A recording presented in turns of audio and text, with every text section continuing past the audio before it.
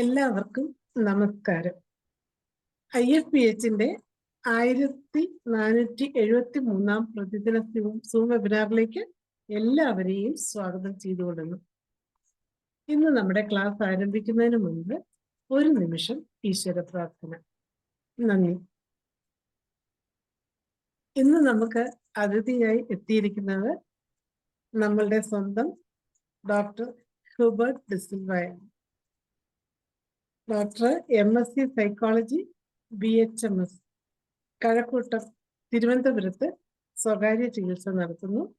37 വർഷത്തെ ചികിത്സാനുഭവങ്ങളാണ്.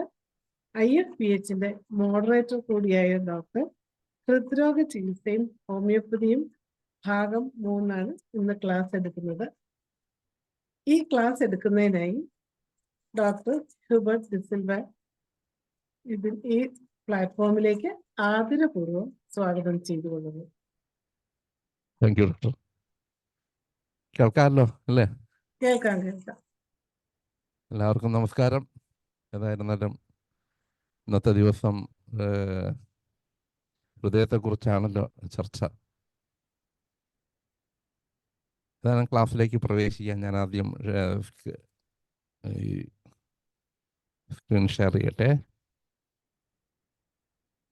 അപ്പോൾ നമ്മുടെ ഹാർട്ട് ഡിസീസിനെ കുറിച്ച് എനിക്ക് തോന്നുന്നു 1-2 വർഷമായെന്ന് തോന്നുന്നു ഞാൻ ക്ലാസ് എടുത്തിട്ട്. അതിനുശേഷം പിന്നെയും മലയാളത്തിൽ ഇത് 3-ാമത്തെ പ്രാവശ്യം എടുക്കുകയാണ്.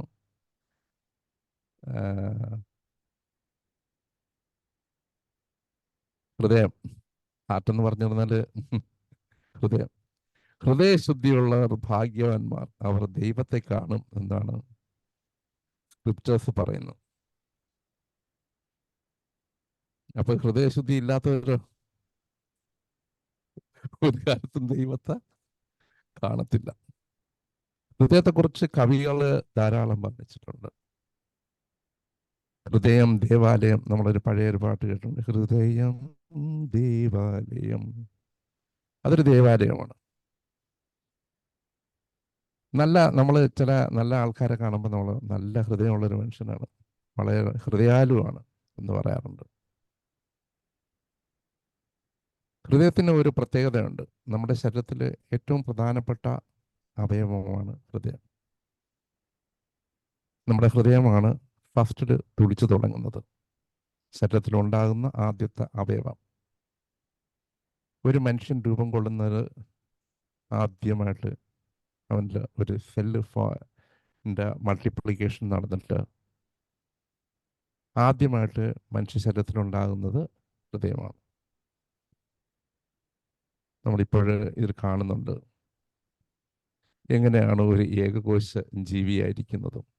നമ്മളെല്ലാം ഈ ഘട്ടം കടന്നു വന്ന ആൾക്കാരാണ്. ഒരിക്കൽ നമ്മളെല്ലാം ഇതുപോലെ അമ്മയുടെ ഉദരത്തിൽ നമ്മൾ ഏകകോശ ജീവിയായിരുന്നു. പിന്നെ അത് വളർന്ന് 18 ദിവസമായപ്പോൾ ചെറിയ വാലൊക്കെ വെച്ച്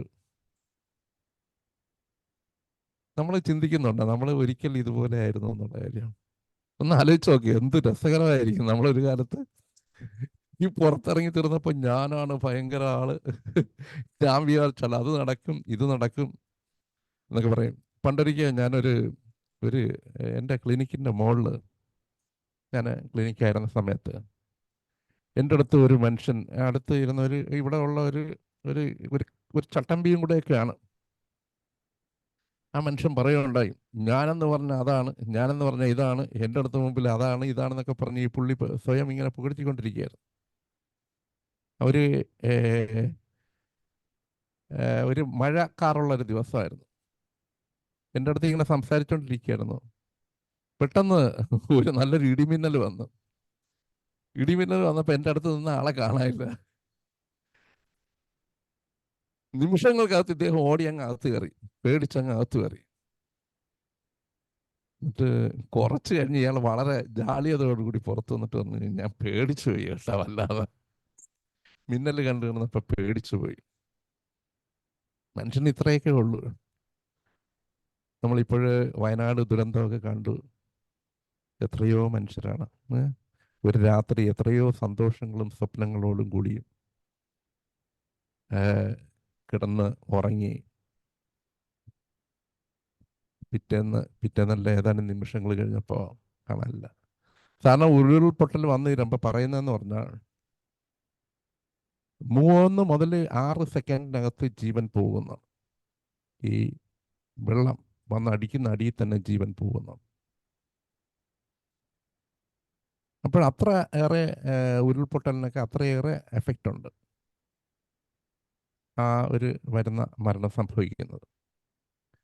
മനുഷ്യ ശരീരത്തിൽ 3 പാർട്ടാണ് ഉള്ളത്, ഏറ്റവും പ്രധാനപ്പെട്ട പാർട്ടുകൾ. അതൊന്ന് നമ്മുടെ ബ്രെയിന്, രണ്ടാമത് നമ്മുടെ ഹൃദയം, മൂന്നാമത് നമ്മുടെ ശ്വാസകോശങ്ങൾ. ഇത് ഈശ്വര വിശ്വാസികൾ സാധാരണ നിലയിൽ ഇങ്ങനെയാണ് കാണുന്നത്.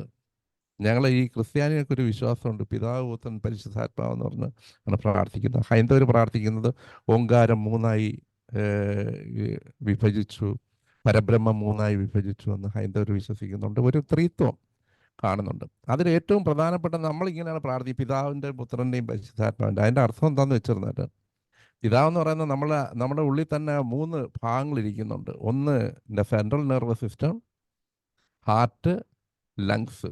ഇത് നമ്മുടെ ശരിക്കുള്ള ഒരു മിനിയേച്ചറാണ്. ഈ ത്രിത്വം എന്ന് പറയുന്ന ഒരു മിനിയേച്ചറാണ്, നമ്മുടെ ഉള്ളിൽ തന്നെ ഉള്ളൊരു മിനിയേച്ചറാണ്.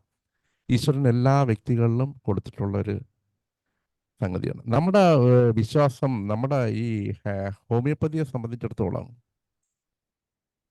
ഹാനിമാൻ ആ തിയറികളെല്ലാം ഡെവലപ്പ് ചെയ്തിരിക്കുന്നത് എല്ലാം ഉൾപ്പെടുത്തിക്കൊണ്ടാണ്. ലോകത്തിലുള്ള സകല സൃഷ്ടി ജീവജാലങ്ങളെയും അതിൻ്റെ ഉൽപ്പത്തിയെയും അതിൻ്റെ രൂപത്തിൻ്റെ എല്ലാം കൂടെ ഉൾപ്പെടുത്തിക്കൊണ്ടാണ് ഹോമിയോ ഫിലോസഫി വന്നിട്ടുള്ളത്. അതുകൊണ്ടാണ് അതെല്ലാം ഉണ്ട്. അതിനകത്ത് ആത്മീയതയുണ്ട്, അതിനകത്ത് ഭൗതികതയുണ്ട്, അതിനകത്ത് ശാസ്ത്രമുണ്ട്, അതിനകത്ത് ബയോകെമിസ്ട്രി ഉണ്ട്, എല്ലാം ഉണ്ട്. എല്ലാം ഉൾപ്പെടുത്തിക്കൊണ്ടാണ് ഹാനിമാൻ ഒരു ഭാഗവും വിട്ടുകൊടുത്തുകൊണ്ടല്ല നമ്മുടെ തിയറീസ് ഫോം ചെയ്തിട്ടുള്ളത്. എത്ര ബ്യൂട്ടിഫുൾ ആയിട്ടാണ് ആ വൈറ്റൽ ഫുഡ് തിയറിയൊക്കെ എത്ര ബ്യൂട്ടിഫുൾ ആയിട്ടാണ് ഹാനിമാൻ പറഞ്ഞിട്ടുള്ളത്. മനുഷ്യനെ ഇങ്ങനെ നയിച്ചുകൊണ്ടിരിക്കുന്ന ശക്തി. കഴിഞ്ഞ ദിവസം നമ്മുടെ സിജെ വർഗീസ് സാറ് അതിനെക്കുറിച്ച് പറഞ്ഞത്, അത് നമ്മൾ മനസ്സിലാക്കേണ്ട ഒരു കാര്യമാണ്. അതിലേറ്റവും പ്രധാനപ്പെട്ട 2ാം ഭാഗമായിട്ടുള്ളത് ഹാർട്ടാണ്, നമ്മുടെ ഹൃദയം. ഹൃദയത്തിനൊരു പ്രത്യേകതയുണ്ട്, അത് രക്തവുമായി ബന്ധപ്പെട്ട് കിടക്കുന്നതാണ്. നമ്മുടെ ശരീരത്തിൽ രക്തവുമായി ബന്ധപ്പെട്ട് നമ്മുടെ ഹൃദയം തന്നെ ഇതാ കാണുന്നുണ്ട്. ആദ്യം നമ്മളൊരു വാല് വെച്ചു, നമ്മളെല്ലാം ഇതുപോലെ നമ്മൾ കണ്ടില്ലേ, നമ്മളെ കൂത്താടി വെള്ളത്തിനകത്ത് കിടക്കുന്ന കണ്ടില്ലേ, കൊതുകിൻ്റെ മുട്ട വിരിഞ്ഞു തീർന്നാൽ ഇതാ ഇതുപോലാണ് കൊച്ചു വാല് വെച്ച്, ഇതുപോലെ നമ്മളും വാലായിട്ടൊക്കെ ഇരുന്നു ഒരു കാലത്ത്. പിന്നെ അത് കഴിഞ്ഞ് നടന്ന് 23 ദിവസം കഴിഞ്ഞ് നടന്നപ്പോൾ നമ്മൾ പയ്യെ തുടിച്ചു തുടങ്ങി, ശരീരത്തിൻ്റെ ഓരോ ഭാഗങ്ങളായിട്ട് രൂപം കൊള്ളാനായിട്ട് തുടങ്ങി, ഹാർട്ട് ബീറ്റൊക്കെ തുടങ്ങി. 23-ാം ദിവസം മുതൽ അങ്ങോട്ട് തുടങ്ങി ഇതാ ഇങ്ങനെയായി 4 ചേംബറായി എല്ലാം കഴിഞ്ഞ് അവസാനം നമ്മുടെ ഹൃദയം രൂപം കൊള്ളുന്നു. നമ്മൾ ഈ ഹൃദയം രൂപം കൊള്ളുമ്പോൾ നമ്മൾ ഏറ്റവും പ്രധാനമായിട്ടുള്ള ചില കാര്യങ്ങളെക്കുറിച്ച് ചിന്തിക്കുന്നത് നന്നായിരിക്കും.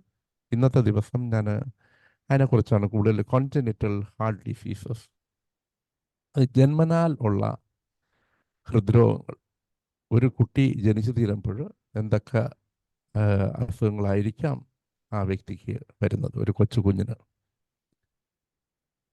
നമ്മൾ ഇതിൽ ഏറ്റവും പ്രധാനപ്പെട്ടിട്ടുള്ള ചില പാർട്ടുകൾ ഞാൻ ചർച്ച ചെയ്യാനാണ് ആഗ്രഹിക്കുന്നത്. Congenital heart disease refers to a range of possible heart defects. Aortic valve stenosis. Aortic valve stenosis is a serious type of congenital heart defect.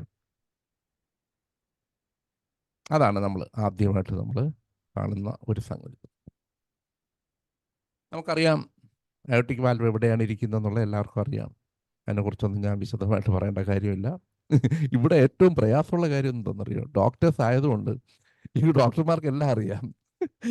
അതുകൊണ്ട് അവർ അധികം തൊടാത്ത മേഖലകളിലോട്ട് കയറി തൊട്ടാലേ വല്ലതുമൊക്കെ നമുക്ക് എന്തെങ്കിലുമൊക്കെ പറയാനായിട്ട് കാണത്തുള്ളൂ. അതുകൊണ്ട് ഒരു ബുദ്ധിമുട്ടാണ്. ഇപ്പോൾ ഒരു സാധാരണ ആൾക്കാരുടെ അടുത്തുള്ള ക്ലാസ് എടുക്കുന്ന പോലെ അല്ലല്ലോ, എല്ലാവരും വിദഗ്ധരായിട്ടുള്ള വ്യക്തികളാണ് നമ്മുടെ മുമ്പിലിരിക്കുന്നത്. അപ്പോൾ അതുകൊണ്ടുള്ള ബുദ്ധിമുട്ടും ഉണ്ട്, അതുകൊണ്ടുള്ള ടെൻഷനും ഉണ്ട് നമ്മളെ സംബന്ധിച്ചിടത്തോളം. അപ്പോൾ നമ്മൾ ആദ്യമായിട്ട് നമ്മൾ കാണുന്നത് ഹൃദയത്തിൽ നിന്ന് രക്തം പുറത്തേക്ക് പോകുന്ന അയോട്ടിക് വാൽവ്. ഈ വാൽവ് കാണുന്നുണ്ട്, ഓപ്പൺ ക്ലോസ്ഡ്. അതായത് അയോട്ടയിൽ കൂടെ ബ്ലഡ് ഹൃദയത്തിൻ്റെ ശരീരത്തിൻ്റെ വിവിധ ഭാഗങ്ങളിലേക്ക് പോകുന്നത്. ഇതിന് പലപ്പോഴും അസുഖങ്ങൾ വരാറുണ്ട്. ഒരു കുട്ടിക്കായിരുന്നാലും വരാം, ചിലപ്പോൾ കാലക്രമത്തിലും വരാം. നമ്മൾ വളർന്നുകൊണ്ടിരിക്കുന്ന പ്രായത്തിലും നമ്മുടെ വയസ്സാകുമ്പോഴായിരിക്കും ചിലരുടെ ഹൃദയം അയോട്ടിക് വാൽവിന് കേടുണ്ടാകുന്നത്, അതിൻ്റെ ഒഴുക്കിന് പ്രയാസം ഉണ്ടാകുന്നു. എനിക്കറിയാവുന്ന ഒരാൾ 10-70 വയസ്സായപ്പോഴാണ് പുള്ളിക്ക് ഹാർട്ടിന് കംപ്ലൈൻറ്റ് വരുന്നത്. അപ്പം അങ്ങനെയും വരാം, കൊച്ചു കുട്ടികൾക്കും ഉണ്ടാവാം. ഇതിൽ നമ്മൾ കാണുന്നുണ്ട് ഓപ്പൺ ക്ലോസ്ഡ്. ഇത് ക്ലോസ് ആയി തീരുമ്പോൾ, സാധാരണ അയോട്ടിക് വാൽവ് ക്ലോസ് ആയി തീരുമ്പോൾ ബ്ലഡിൻ്റെ ഒഴുക്ക് പൂർണ്ണമായിട്ടും പുറത്തേക്ക് പോയിട്ട് അടയണം. അടയാതെ ഇരുന്ന് തീർന്നാൽ ഇതുപോലെ ക്ലോസ് ആയി തീർന്നതിന് ശേഷം ചെറിയൊരു വിടവ് അതിൻ്റെ ഇടയിൽ കൂടെ വന്നു തീർന്നാൽ പോകുന്ന രക്തം കുറച്ച് തിരിച്ചിങ്ങി പോരും. നമുക്കറിയാം, നമ്മുടെ ഹൃദയത്തിലെ ലെഫ്റ്റ് വെൻട്രിക്കിളിൽ നിന്നാണ് ശരീരത്തിൻ്റെ വിവിധ ഭാഗങ്ങളിലോട്ട് ലെഫ്റ്റ് വെൻട്രിക്കിൾ പമ്പ് ചെയ്താണ് ശരീരത്തിൻ്റെ വിവിധ ഭാഗങ്ങളിലേക്ക് രക്തം പോകുന്നത്. ഇതിലിപ്പോൾ പമ്പിങ്ങിൽ തന്നെ നമ്മളിപ്പോൾ ഞാൻ കാണിച്ചു തരുന്ന ഈ അയോട്ടിക് വാൽവിൽ അതിൻ്റെ ഓപ്പണിങ് ക്ലോസ്ഡ് കണ്ടീഷന് കറക്റ്റ് അല്ല എന്നുണ്ടെങ്കിൽ രക്തം തിരിച്ചു വരും. തിരിച്ചു വന്നു തീരുമ്പോൾ ലെഫ്റ്റ് വെൻട്രിക്കിളിൻ്റെ വലിപ്പം കൂടും. പിന്നെയും അടിച്ച് കയറ്റും, പിന്നെയും തിരിച്ചു വരും. കുറച്ച് ബ്ലഡ് ഇങ്ങനെ വന്ന് വരുമ്പോൾ ലെഫ്റ്റ് വെൻട്രിക്കിളിൻ്റെ വീർപ്പം കൂടി വരും. അതിനാണ് ലെഫ്റ്റ് വെൻട്രിക്കുലർ ഹൈപ്പർട്രോഫി എന്ന് നമ്മൾ സാധാരണ നിലയിൽ പറയുന്നത്. ഇതെന്തൊക്കെ കാരണങ്ങളാൽ ഉണ്ടാവാം? അയോട്ടിക് വാൽവിന് തകരാറുണ്ടാകുന്നത് കൊച്ചുകുട്ടികൾക്ക് ജന്മനാൽ തന്നെ ഉണ്ടാവാം.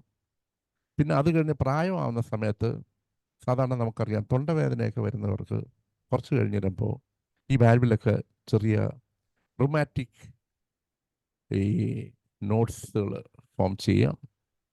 ഇപ്പോഴാണെങ്കിൽ നമ്മൾ കാണുന്നുണ്ട്, ഇപ്പോഴുള്ള ഒരു വലിയ പ്രധാനപ്പെട്ട ഒരു പ്രശ്നം എന്താണെന്ന് വെച്ച് കഴിഞ്ഞാൽ അഡിപ്പോസിറ്റി.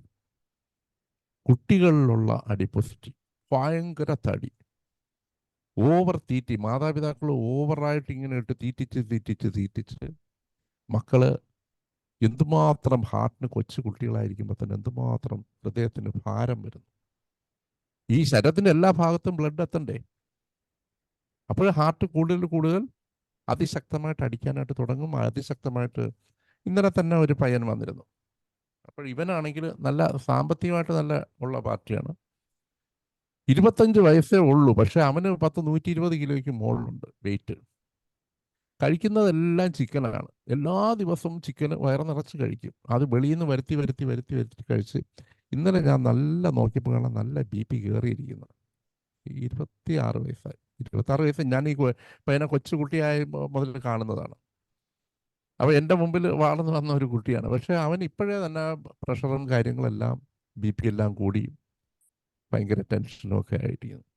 അപ്പോൾ ഇത് നമ്മൾ മനസ്സിലാക്കേണ്ട ഒരു കാര്യം, അഡിപ്പോസിറ്റി വളരെ കുട്ടികൾക്ക് വളരെയേറെ വലിയൊരു പ്രശ്നമാണ്.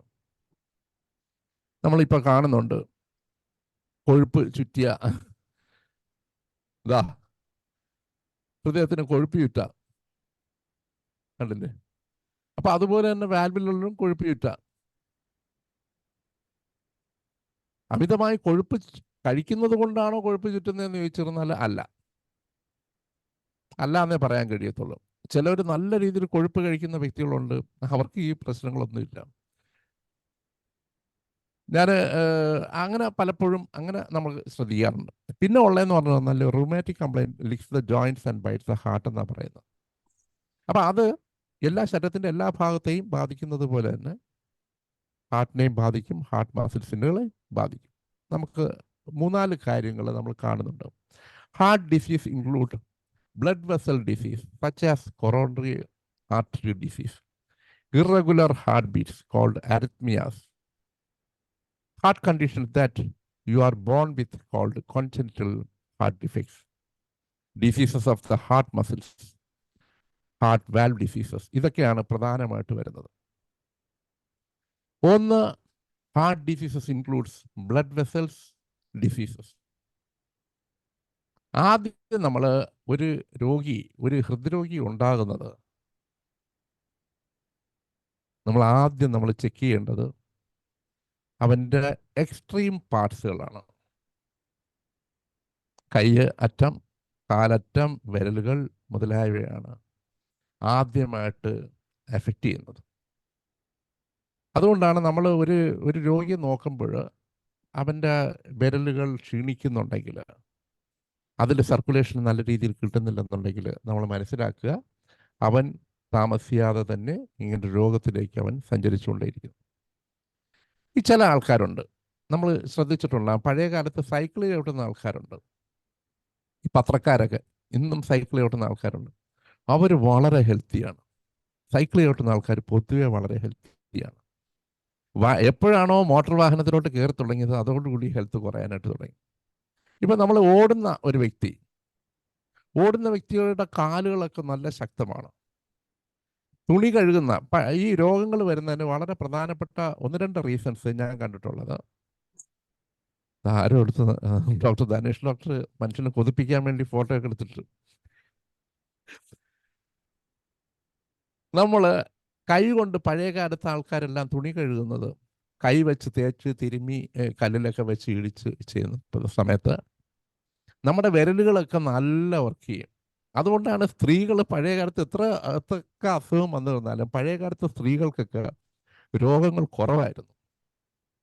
കാരണം എന്താണെന്ന് വെച്ചിരുന്നാൽ അവരെല്ലാവരും ഈ കുട്ടികളുടെയും ഭർത്താവിൻ്റെ എല്ലാം തുണി കഴുകി ഇവരുടെ കൈ നല്ല ഫങ്ഷൻ ചെയ്യുന്ന ഒരു കൈയാണ്. അപ്പം ഈ കൈ ഫങ്ഷൻ ചെയ്യുന്നത് കൊണ്ട് അവർ പൊതുവെ ഹെൽത്തി ആയിരിക്കും. എന്തുകൊണ്ടാണ്? ഇടിയും അടിയും എല്ലാം കിട്ടുന്ന ഭാര്യമാരായിരിക്കും. ചിലപ്പോൾ നല്ല ഇടിയും ചവിട്ടും എല്ലാം കിട്ടുന്ന ഭാര്യമാരായിരിക്കും. പക്ഷെ എന്നിരുന്നാൽ പോലും വളരെ ഹെൽത്തി ആയിരിക്കും. അത് കാരണം അവരുടെ കൈകൾ ഉപയോഗിച്ച് അവർ നല്ല രീതിയിൽ തിരുമുന്നത് കൊണ്ട് തുണി എഴുതും. പിന്നെ ഏറ്റവും കൂടുതൽ കാലുവേദന ധാരാളമായിട്ട് കാണുന്നുണ്ട്. ഒരുപാട് പേർക്ക് കാലുവേദന വരുന്നു. അതെപ്പം മുതലെന്ന് പറഞ്ഞാൽ ടൈൽസിലോട്ട് നല്ല പോളിഷ്ഡ് ടൈൽസ് വീട്ടിൽ ഉപയോഗിക്കാൻ തുടങ്ങിയതോടുകൂടി ആൾക്കാർക്ക് കാലുവേദന തുടങ്ങി. പിന്നെ മൂന്നാമത്തെ ഒരു കാര്യം എന്ന് പറഞ്ഞു കഴിഞ്ഞാൽ പഴയ ഈ ഇന്ത്യൻ മോഡൽ കക്കൂസ് ലാറ്റിൻ ഉപയോഗിച്ചുകൊണ്ടിരുന്ന സമയത്ത് ആൾക്കാർ കുറേ നേരം ആ രീതിയിലിരിക്കും. ആ പൊസിഷനിൽ ഇരുന്നതുകൊണ്ട് അവരുടെ ആ കാഫ് മസിൽ എല്ലാം വീനസ് ഹാർട്ട് എന്ന് പറയുന്ന കാഫ് മസിലൊക്കെ നല്ല സ്ട്രോങ് ആയിരുന്നു. ആ പൊസിഷനിൽ കുറേ നേരം ഇരിക്കുന്നുണ്ട്. ഇന്ന് എപ്പോഴാണോ യൂറോപ്യൻ ക്ലോസറ്റുകൾ വന്നു അതോടുകൂടി അപ്പോൾ ഈ 3-4 കാര്യങ്ങൾ വളരെ പ്രധാനമായിട്ട് മനുഷ്യൻ്റെ ജീവിതചര്യയിൽ ഒരുപാട് മാറ്റം വരുത്തിയിട്ടുണ്ട്. വാഷിംഗ് മെഷീൻ വന്നതോടുകൂടി കൈ കൊണ്ടുള്ള തിരുമ്മലും കഴുകലും എല്ലാം മാറി. വീട്ടിൽ എല്ലാം ഭയങ്കര ടൈൽസൊക്കെ ഇട്ട് നല്ല മനോഹരമായിട്ടുള്ള ടൈൽസ് മാർബിളും ഒക്കെ ഇട്ടതോടുകൂടി കാലിൻ്റെ ഫങ്ഷനൊക്കെ പോയി. പിന്നെ കൂടുതലും ഇതിലൊക്കെ ഉപരിയായിട്ട് എല്ലാം ഈ തീറ്റി പല രീതിയിലും ഈസി ആയിട്ടുള്ള രുചികരമായിട്ടുള്ള തീറ്റിയും പൈസയും ഒക്കെ ഇഷ്ടം പോലെ ആയപ്പോൾ ആൾക്കാർ ജോലി ചെയ്ത് പൈസയൊക്കെ കിട്ടിത്തീർന്നപ്പോൾ ഭയങ്കരമായിട്ടുള്ള ഫുഡ് ഈറ്റിങ്സ്.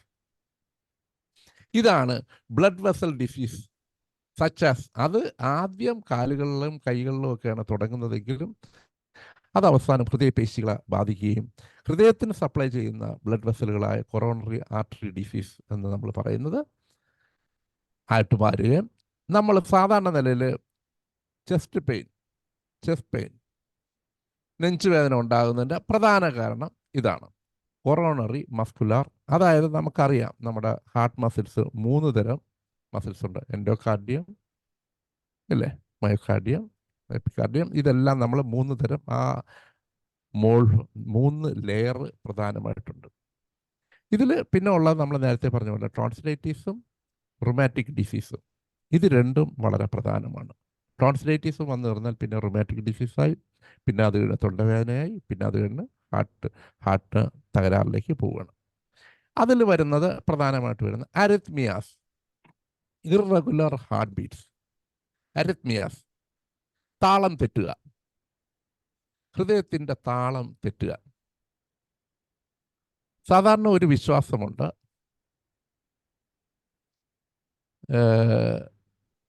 ഹൈന്ദവർ വിശ്വസിക്കുന്ന പ്രണവം എന്ന് പറയുന്നത് ഞാൻ നേരത്തെ പറഞ്ഞു, അതിൽ മൂലമാണ് ഈ സകല പ്രപഞ്ചം ഉണ്ടായെന്ന് പറയുന്നു. ക്രൈസ്തവർ വിശ്വസിക്കുന്നതെന്ന് പറഞ്ഞാൽ ഉണ്ടാകട്ടെ എന്ന് ദൈവം പറഞ്ഞു എന്ന വാക്കിലൂടെയാണ് സകല പ്രപഞ്ചം ഉണ്ടായതെന്ന് വിശ്വസിക്കുന്നുണ്ട്. അപ്പോൾ നമ്മൾ മനസ്സിലാക്കേണ്ടത് ഫസ്റ്റിൽ ഒരു വാക്കിൽ നിന്നാണ് സകല പ്രപഞ്ചവും ഉണ്ടായത് എന്നാണ് വരുന്നത്. അപ്പോൾ വാക്ക് ദൈവത്തിൻ്റെ വാക്ക് അല്ലെങ്കിൽ സർവേശ്വരൻ്റെ വാക്കാണ് ആദ്യത്തെ ഏറ്റവും ബ്യൂട്ടിഫുൾ സംഗീതം. സംഗീതത്തിന് നമുക്കറിയാം പെട്ടെന്ന് ഇതിനെല്ലാം ഒരു സംഗീതത്തിന് ഭയങ്കര ശക്തിയാണ്. ഞാൻ അതുമായിട്ട് മേഖലയിൽ ബന്ധപ്പെട്ടിരിക്കുന്ന ഒരു വ്യക്തിയായതുകൊണ്ട് പറയുകയാണ്. എന്തുകൊണ്ടാണെന്ന് വെച്ചിരുന്നാൽ മറ്റു എല്ലാ കലാരൂപങ്ങളുണ്ടെങ്കിലും സംഗീതത്തിന് പ്രത്യേക ശക്തി വരുന്നത് എന്താണെന്ന് വെച്ചിരുന്നാൽ ഈശ്വരൻ്റെ സ്വരം, ഏറ്റവും മനോഹരമായിട്ടുള്ള ഈശ്വരൻ്റെ സ്വരത്തിൽ നിന്നാണ് സകല പ്രപഞ്ചം ഉണ്ടായതുപോലെ അതുപോലെ എത്ര മനോഹരമായ സ്വരം ഈ ലോകത്തുണ്ടാവുന്നുണ്ടോ ആ സ്വരത്താൽ ലോകം നന്നായി വരും. നമ്മൾ സാധാരണ ഒരു വേർഡിങ് ഉണ്ട്, നിന്റെ ഹൃദയത്തിൽ നിന്ന് പുറപ്പെടുന്നതാണ് നിന്നെ അശുദ്ധനാക്കുന്നത്, നിന്റെ ഉള്ളിലേക്ക് പോകുന്നതല്ല നിന്നെ അശുദ്ധനാക്കുന്നത്. നിന്റെ ഉള്ളിലോട്ട് പലതും പോകുന്നുണ്ട്, പക്ഷെ നിന്നിൽ നിന്ന് പുറപ്പെടുന്ന ഒരു വാക്ക്. ഒരിക്കൽ ഒരു പെൺകുട്ടി എൻ്റെ അടുത്ത് വന്നിരുന്നു. ഇവൾക്ക് ഭയങ്കര അസുഖം, ഇവളുടെ മുഖമൊക്കെ വല്ലാതെ, ഒരു വലിയ പ്രായമൊന്നുമില്ല, 28 വയസ്സേ ഉണ്ടായിരുന്നുള്ളൂ. മുഖമൊക്കെ വളരെ ക്രൂരം എന്ന് പറഞ്ഞാൽ എന്തൊക്കെയോ ഇരിക്കുന്നു. അപ്പോൾ ഇവളോട് ഞാൻ സംസാരിച്ചു തന്നപ്പോൾ ഇവൾക്ക് ഭയങ്കര വൈരാഗ്യവും ദേഷ്യമൊക്കെയാണ്. അപ്പോൾ ഇവളോട് ഞാൻ കുറേ നേരം ചോദിച്ചു തന്നപ്പോൾ എനിക്ക് മനസ്സിലായി ഇവൾ ആരോടും യോജിക്കത്തില്ല. അമ്മായിയമ്മയും നാത്തൂന്മാരും എല്ലാം ആ കുടുംബത്തിൽ പ്രശ്നമാണ് ഇവർക്ക്. അപ്പം ഞാനിങ്ങനെ ഇവളോടൊരു ഡാവിറക്കി ഞാൻ പറഞ്ഞു, എനിക്കിത്തിരി മന്ത്രവാദവും കാര്യമൊക്കെ അറിയാം, നീ ഒരു കാര്യം ചെയ്യും, നിനക്ക് ആരോടൊക്കെ ദേഷ്യമുണ്ട് അവർ നിനക്കെതിരെ ചെയ്യുന്ന ദ്രോഹങ്ങളൊക്കെ എഴുതി ഒന്ന് കൊണ്ടുവരാൻ പറഞ്ഞു. ഞാൻ പറഞ്ഞു എല്ലാം എഴുതി കൊണ്ടുവരണേന്ന് പറഞ്ഞു.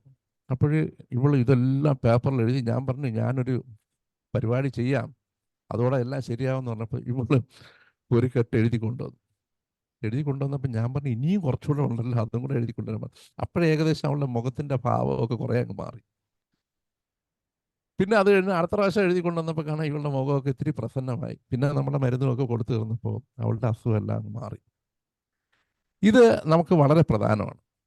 ഹൃദ്രോഗം വളരെയേറെ ഹൃദ്രോഗം ഉണ്ടാകുന്നതിൻ്റെ വളരെ ഹാർട്ട് പെയിൻ ഉണ്ടാകുന്ന പലപ്പോഴും നമുക്കറിയാം. ഒരു ഷോക്ക് ഉണ്ടാകുന്നു, ആരെങ്കിലും മരണപ്പെട്ടു, ഒരു പ്രേമ നൈരാശ്യം ഒക്കെ വന്നു തീരുമ്പോൾ ഹൃദയത്തെയാണ് ഭയങ്കരമായിട്ട് എഫക്റ്റ് ചെയ്യുന്നത്. ഹാർട്ട് മസിൽസിനെയൊക്കെ ഭയങ്കരമായിട്ട് എഫക്റ്റ് ചെയ്യും. അതെന്താണ് എഫക്റ്റ് ചെയ്യുന്നത്? ഇത്രയേറെ എഫക്റ്റ് ചെയ്യാൻ കാര്യം എന്താണ്? ഹോർമോണൽ പ്രശ്നങ്ങളാണ്. നമുക്കറിയാം ഹാർട്ട് ഡിസീസുകൾ വരുന്നതിന് ഹോർമോണുകൾ വളരെ പ്രധാനപ്പെട്ട ഒരു പങ്ക് വഹിക്കുന്നുണ്ട്. സാധാരണ നിലയിൽ അരിത്മിയാസൊക്കെ വരുന്നുണ്ടെങ്കിലും, അതായത് താളം തെറ്റുന്നുണ്ടെങ്കിലും, നമ്മുടെ എല്ലാത്തിനും താളമുണ്ട്. നമ്മൾ ഒരു സെല്ലെടുത്ത് തീർന്നാൽ അതിനകത്തൊരു താളമുണ്ട്, ഒരു ഓർഗൻ എടുത്ത് തീർന്നാൽ അതിനകത്ത് താളമുണ്ട്, ഹൃദയം എടുത്ത് തീർന്നാൽ അതിനകത്ത് മൊത്തം താളമുണ്ട്. ഈ താളം എപ്പോഴൊക്കെ തെറ്റുന്നുണ്ടോ നമ്മൾ നോക്കുക, പ്രപഞ്ചത്തിലുള്ള സകലതും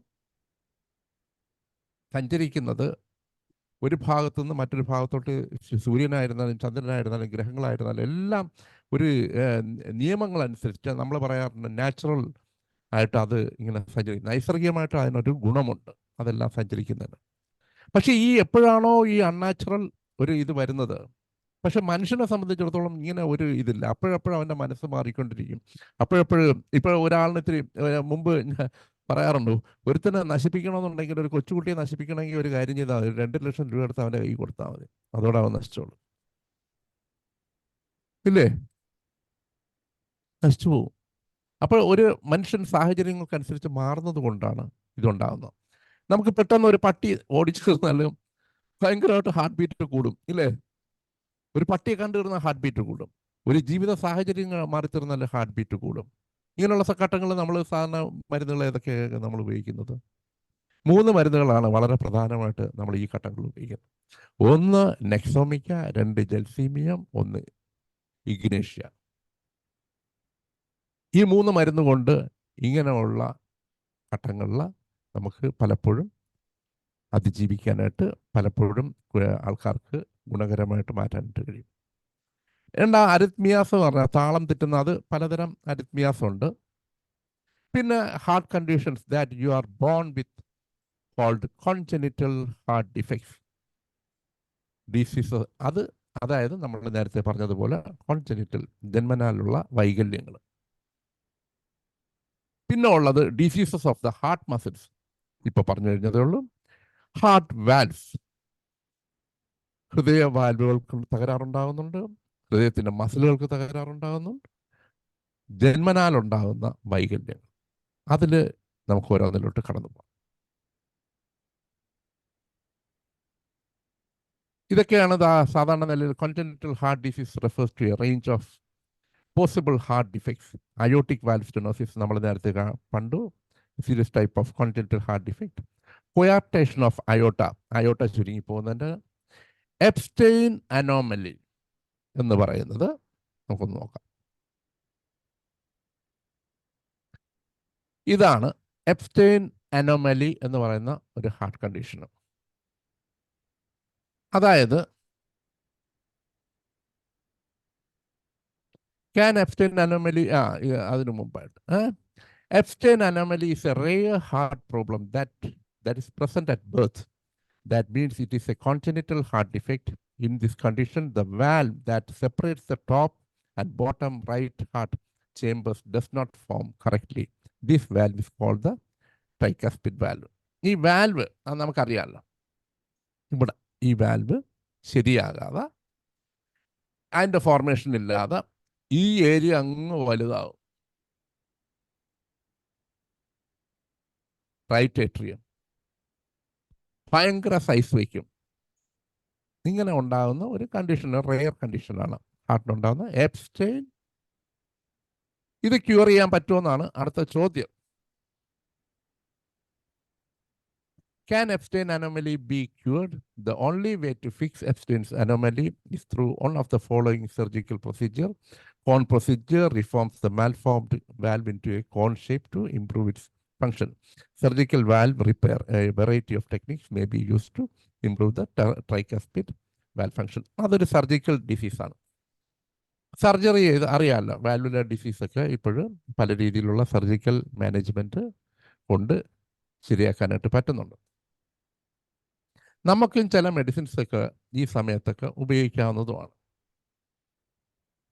മസിൽസിൻ്റെ ഫോർമേഷന് വേണ്ടി നമ്മൾ കാൽക്കേറിയ ഫോഴ്സ് ഉപയോഗിക്കാം. പിന്നെ ക്രാറ്റിഗസ് ടോണിക്ക് നമുക്ക് ഉപയോഗിക്കാവുന്നതാണ്, ഞാൻ പറയുന്ന പോസിബിലിറ്റിയാണ്. പിന്നെ ഭയങ്കരമായിട്ട് സീക്കയിൽ കോർ, ഇതൊക്കെ ഞാൻ ചില പോസിബിലിറ്റിയാണ് പറയുന്നത്. ഇങ്ങനെയൊന്നും കേസുകളൊന്നും കിട്ടണമെന്നില്ല. എന്നിരുന്നാൽ പോലും നമുക്ക് ചിന്തിക്കാൻ പറ്റുന്ന കാര്യങ്ങൾ, ഇത് മറ്റ് പലയിടത്തും നമുക്ക് ഉപയോഗപ്പെടുത്താനായിട്ട് കഴിയും. സീക്കയിൽ കോർ ആയിരുന്നാലും പോഡോഫൈലം ആയിരുന്നാലും ഒക്കെ നമുക്ക് ഈ ഘട്ടങ്ങളിൽ നമുക്കതിനെക്കുറിച്ചൊക്കെ ചിന്തിക്കാവുന്നതാണ്. വളരെ റെയറായിട്ട് വരുന്ന കേസുകളിൽ ചിലപ്പോൾ നമുക്ക് ഈ സമയത്ത് ഉപയോഗിക്കുമ്പോൾ വളരെയേറെ ആശ്വാസം കൊച്ചുകുട്ടികൾക്ക് കിട്ടാനായിട്ട് സാധ്യതയുണ്ട്. അപ്പോൾ നമ്മൾ എപ്സ്റ്റെയിൻ, അങ്ങനെ നമുക്ക് നമ്മുടെ ഭാഗത്തുനിന്ന് ചെയ്യാൻ പറ്റുന്ന കാര്യങ്ങളാണ് ഞാൻ ഈ പറയുന്നത്. സർജിക്കലായിട്ടുള്ള കേസുകളിൽ നമ്മുടെ ഒരു കൈവെപ്പ്. പിന്നെ അടുത്തുള്ള patent ductus arteriosus, a heart condition that occurs when the ductus arteriosus doesn't close after birth. The ductus arteriosus is a blood vessel that connects the aorta to the pulmonary artery, allowing blood to flow around the lungs before birth. After birth, the ductus arteriosus usually closes within a couple of days as the lungs fill with. അങ്ങനെ ഒരു condition, അതായത് നമുക്കറിയാം patent ductus ആർട്ടീരിയോസിസ്, അത് അടയും. സാധാരണ നിലയിൽ നമ്മുടെ ശരീരത്തിന്, നമ്മുടെ അമ്മയുടെ ഉദരത്തിലായിരിക്കുന്ന സമയത്തുനിന്ന് വരുന്ന സമയത്ത് ബ്ലഡ് ലങ്സിനും ആവശ്യമാണല്ലോ. ലങ്സിന് കുറച്ച് ബ്ലഡ് പോവും, പിന്നെ നമ്മുടെ ജനറൽ സർക്കുലേഷനിലോട്ട് കുറച്ച് ബ്ലഡ് പോവും, കുട്ടിയുടെ സർക്കുലേഷനിലോട്ട് പോവും. അപ്പോൾ നോർമൽ സർക്കുലേഷന് വരുമ്പോൾ അത് സാധാരണ നിലയിൽ അത് അടയും, ഓട്ടോമാറ്റിക്കായിട്ട് അടയും. ചിലപ്പോൾ ഏതാനും ദിവസങ്ങൾ കൊണ്ട് ചിലപ്പോൾ അടഞ്ഞെന്ന് വരും, ചിലപ്പോൾ അടയാതെയും ഇരിക്കാം. അങ്ങനെയുള്ള ഘട്ടങ്ങളിൽ നമ്മുടെ ലങ്സൊക്കെ ഫോമായാലും ഈ പ്രോബ്ലം ഉണ്ടാകുന്ന കാരണം ബ്ലഡിൻ്റെ ശുദ്ധീകരണത്തിൽ ശ്വാസകോശത്തിലോട്ടുള്ള ബ്ലഡ് പോകുന്നതിലും ഒക്കെ എല്ലാം അവിടെ എല്ലാം പ്രശ്നമുണ്ടാകും. അതാണ് പാറ്റൻ ഡക്ടസ് ആർട്ടീരിയോളിസിസ് എന്ന് പറയുന്നത്. ഇതൊക്കെ എന്തുകൊണ്ടൊക്കെയാണ് ഉണ്ടാകാവുന്നത് എന്നുള്ളതിനെക്കുറിച്ച് വ്യക്തമായിട്ടുള്ള ഇതൊന്നുമില്ല, കാഴ്ചപ്പാടുകളില്ലെങ്കിലും ജർമ്മൻ മീസിൽസ് കൊണ്ടുണ്ടാവാം, അമ്മമാർക്ക് ഉണ്ടാകുന്ന പല രീതിയിലുള്ള പുകവലി കൊണ്ടുണ്ടാവാം, അമ്മമാരുടെ ജീവിതത്തിൽ രോഗങ്ങൾ കൊണ്ട്, പലവിധ രോഗങ്ങൾ കൊണ്ടുണ്ടാവാം. പ്രധാനമായിട്ട് ജർമ്മൻ മീസിൽസ് ആണ് അവർ പറയുന്നത്. പിന്നെ നമ്മൾ ചിക്കൻ ബോക്സ് അങ്ങനെയൊക്കെയുള്ള രോഗങ്ങൾ വന്നു തീർന്നാൽ ഇങ്ങനെയുള്ള രോഗങ്ങളൊക്കെ വരുമ്പോഴും ഉണ്ടാകും. നമ്മൾ ഇതിനിടയ്ക്ക് പണ്ട് ഈ സിഫിലിനമൊക്കെ ഈ സമയത്ത് നമുക്ക് യൂസ്ഫുൾ ആയിരിക്കും എന്ന് ഉപയോഗിക്കാവുന്നതാണ്. സിഫിലിനം, പിന്നെ സൈലീഷ്യ, സിഫിലിനം, ഈ മെഡിസിൻസ് ഒക്കെ നമുക്ക് പിന്നെ കാർബോ വെജിറ്റാബിലിസ്, പിന്നെ വരുന്നത് ഡിജിറ്റാലിസ്, അഡോണിസ് വെർസിക്കോളസ്, അപ്പം ഇങ്ങനെയുള്ള മെഡിസിൻസ് ഒക്കെ നമ്മൾ ഈ സമയത്ത് ചിന്തിക്കാവുന്നതാണ്. ചെറിയ ഡോസേജ്, നമുക്ക് പലപ്പോഴും നമ്മുടെ മെഡിസിൻസ് വളരെ ചെറിയ ഡോസേജിൽ ഉപയോഗിക്കുന്ന സമയത്ത് നമ്മൾ ഇതിനൊന്നും വലിയ ഡോസുകളൊന്നും കൊടുക്കരുത്. ചെറിയ ഡോസസ് നമ്മൾ കൊടുത്തിരുന്നത് വളരെ മൈന്യൂട്ട് ഡോസസ്, അതായത് ഒരു ഡ്രോപ്പൊക്കെ ഒരു 10 ഡോസായിട്ടൊക്കെ കൊടുക്കത്തക്ക രീതിയിൽ നമ്മൾ കൊടുത്തു തീർന്നാൽ പലപ്പോഴും ഒരു നോർമൽസിയിലോട്ട് നമ്മൾ കൊണ്ടുവരാനായിട്ട് നമുക്ക് പലപ്പോഴും കഴിയാറുണ്ട്. നമ്മൾ വിചാരിക്കുന്നതിനേക്കാളും പെട്ടെന്ന് അതിൽ ചിലപ്പോൾ ചില സമയങ്ങളിൽ ഇമ്പ്രൂവ്മെൻ്റ് ഉണ്ടായെന്ന് വരും. എനിക്കങ്ങനെ ചില കുട്ടികൾക്കൊക്കെ അങ്ങനെ ചികിത്സിച്ചിട്ട് കുറഞ്ഞിട്ടുണ്ട്. അതുകൊണ്ടാണ് ഞാൻ പറയുന്നത്. എന്ന് പറഞ്ഞ് നമ്മൾ ഇത് ഞാൻ തന്നെ അങ്ങ് ചികിത്സിച്ച് കളയാമെന്ന് ചിന്തിക്കേണ്ട. നമ്മുടെ അടുത്ത് വരുന്ന സമയത്ത് നമ്മളത് ചികിത്സിക്കുകയും കൊടുക്കുകയും ചെയ്യുക. ഈ patent ductus, what is patent ductus arteriosus? Patent condition of babies. It happens when a blood vessel called നമ്മൾ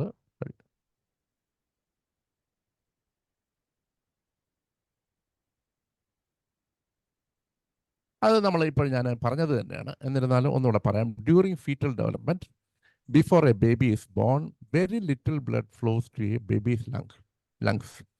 instead most of the blood bypasses the baby's lungs. ഇത് കൂടുതലായിട്ട് ഈ വരുന്ന സമയത്ത് ബ്ലഡ് ഒരുപാട് അങ്ങ് കയറും.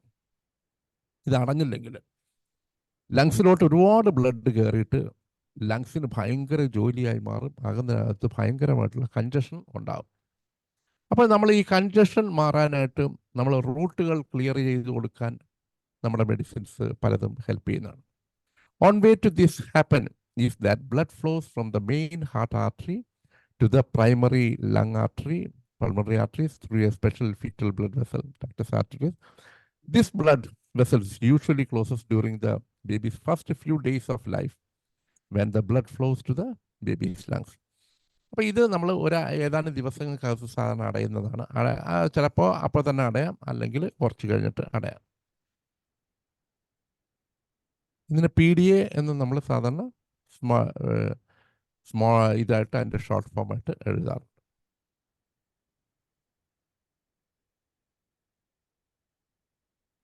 ഇനി നമ്മളൊരു കൊച്ചുകുട്ടിയിൽ എങ്ങനെയാണ് ഈ പാറ്റൻ ഡക്ടസ് ആർട്ടീരിയോസിസ് നമ്മൾ കണ്ടെത്താനായിട്ടുള്ള സാധ്യത?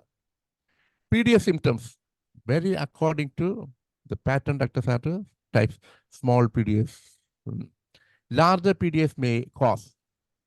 ചെറുതിൽ നമ്മളിപ്പോൾ ചെറിയ ഏകദേശമൊക്കെ അടഞ്ഞിട്ടുണ്ടെങ്കിൽ ചെറിയ സിംറ്റംസ് വരും. അത് ചിലപ്പോൾ ഭാവിയിൽ അങ്ങ് അടഞ്ഞേക്കാം. എന്നാൽ ലാർജറായിട്ടുള്ള കണ്ടീഷനിൽ larger PDAs may cause rapid breathing. കുട്ടികളുടെ ബ്രീത്തിങ് വളരെ കൂടുതലായിരിക്കാം. Shortness of breath, dyspnoea, sweating during feedings. പാല് കുടിച്ചുകൊണ്ടിരിക്കുന്ന സമയത്ത് കുട്ടി വല്ലാതെ വിയർക്കുന്നുണ്ടായിരിക്കും. നമ്മളത് പ്രത്യേകം ശ്രദ്ധിക്കണം. പാല് കുടിക്കുമ്പോൾ കുട്ടികൾ വിയർക്കുന്നു. Fatigue or tiredness. ചുമ്മാ നമുക്കറിയാം, സാധാരണ കുട്ടികൾ കിടന്ന് ഉറങ്ങുന്നുണ്ടെങ്കിലും, മണിക്കൂറുകൾ കൂടുതലായിട്ട് ഉറങ്ങുന്നുണ്ടെങ്കിലും അവരുടെ ഉറക്കം കുറഞ്ഞു വരുന്നതിനനുസരിച്ച് കാലഘട്ടങ്ങൾക്കനുസരിച്ച് ഉറക്കം കുറഞ്ഞു വരേണ്ടതാണ്. പക്ഷെ അങ്ങനെ ഉറക്കം കുറഞ്ഞു വരാതെ കൂടുതൽ ടൈം ക്ഷീണിതരായിട്ട് ചുമ്മാ കിടക്കുകയും ഒക്കെ ചെയ്യുന്നുണ്ടെങ്കിൽ നമ്മളത് മനസ്സിലാക്കുക. പിന്നെ നമ്മൾ ആ സ്കിന്നിൻ്റെ കളേഴ്സൊക്കെ എപ്പോഴും നമ്മൾ ചെക്ക് ചെയ്യണം. കുട്ടികളുടെ സ്കിൻ കളർ നമുക്ക് എപ്പോഴും സ്കിൻ കളർ എപ്പോഴും ചെക്ക് ചെയ്യാൻ പറ്റുന്ന ഭാഗങ്ങൾ നമ്മുടെ കൈകളിൽ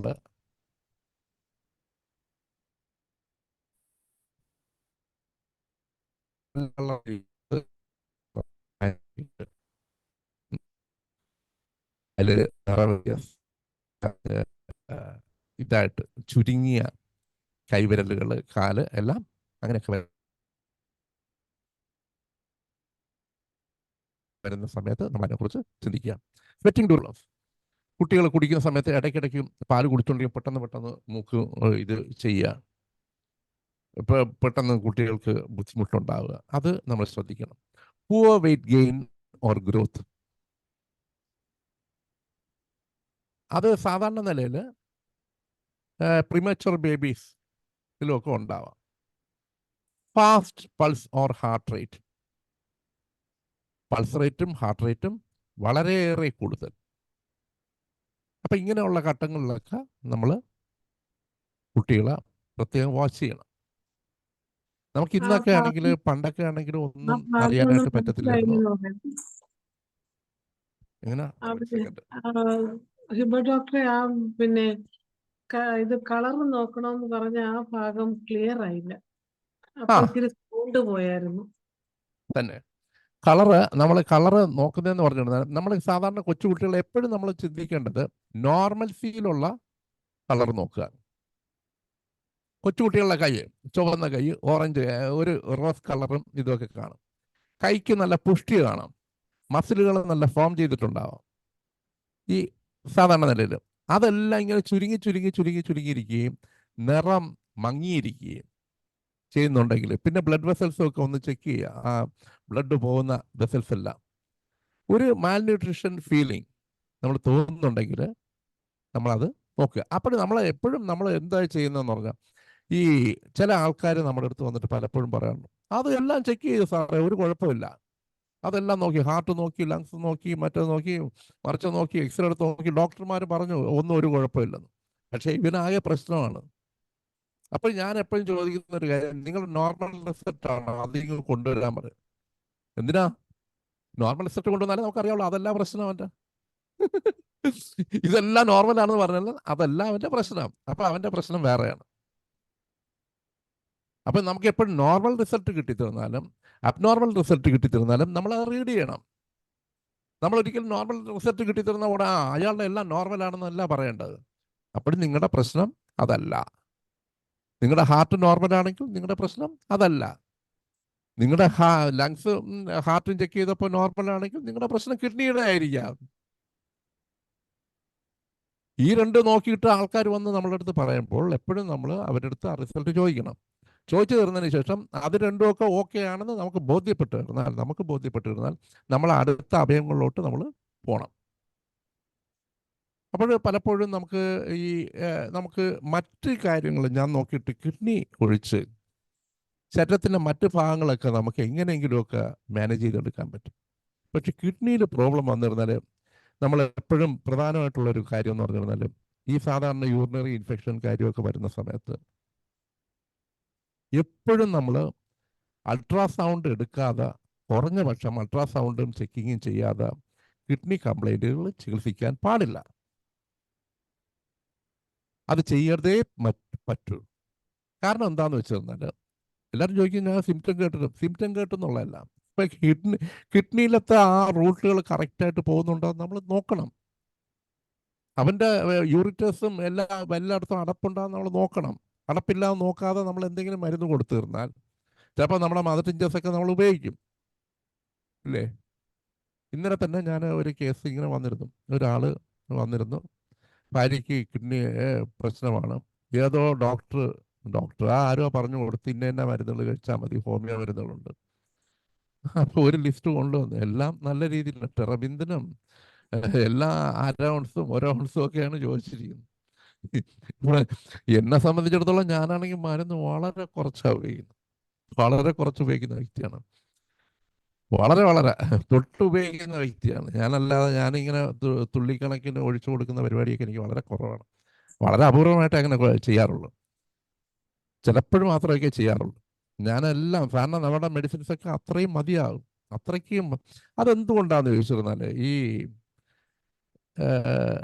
ഒരിക്കൽ ഒരു കഞ്ചാവ് അടിച്ച ഒരു കേസ്, കഞ്ചാവ് അടിച്ച് കിറുങ്ങിയിരിക്കുക, പൊട്ടിച്ചിരിച്ചുകൊണ്ടിരിക്കുകയാണ്. നെക്സോമിക്ക് ഒരു ഡ്രോപ്പ് എടുത്ത് നാക്കിലോട്ട് ഇട്ട ഉടൻ ചിരിച്ചുകൊണ്ടിരുന്ന വ്യക്തി ഇങ്ങനെ ചിരിയെല്ലാം പോയി നോർമലായി.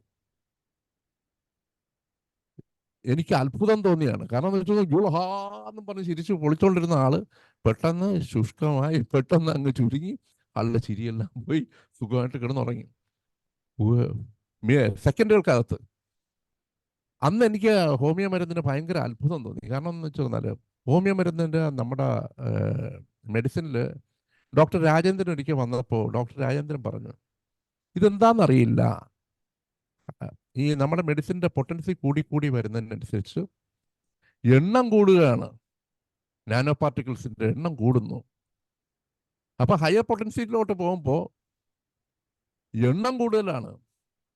ഇപ്പം സൾഫർ ആദ്യം നമ്മൾ ഇത്ര ഉണ്ടെങ്കിൽ, 100 ഉണ്ടെങ്കിൽ, ഹയർ പൊട്ടൻസിയിലോട്ട് പോകുമ്പോൾ കോടിക്കണക്കിനായിട്ട് മാറുകയാണ്. അതെന്താണെന്ന് വെച്ചിരുന്നാൽ ഇത് സ്പ്ലിറ്റായി നമ്മുടെ മെറ്റീരിയൽ ആദ്യം ഒരു ക്രൂഡ് ഫോമിൽ നമ്മളൊരു 1000 ഉണ്ടെങ്കിൽ മറ്റേ ഇത് ഉപയോഗിച്ച് നമ്മൾ മെഡിസിന് പൊട്ടൻറ്റൈസേഷൻ ചെയ്യുന്ന സമയത്ത് അത് 1,00,000 ആയി മാറുകയാണ്. 1,00,000 ചെറിയ കണികളായിട്ട് മാറുകയാണ്. അടുത്ത പൊട്ടൻസിയിലോട്ട് പോകുമ്പോൾ അത് 10 ലക്ഷമോ 25 ലക്ഷമായിട്ട് പൊടിയാണ്.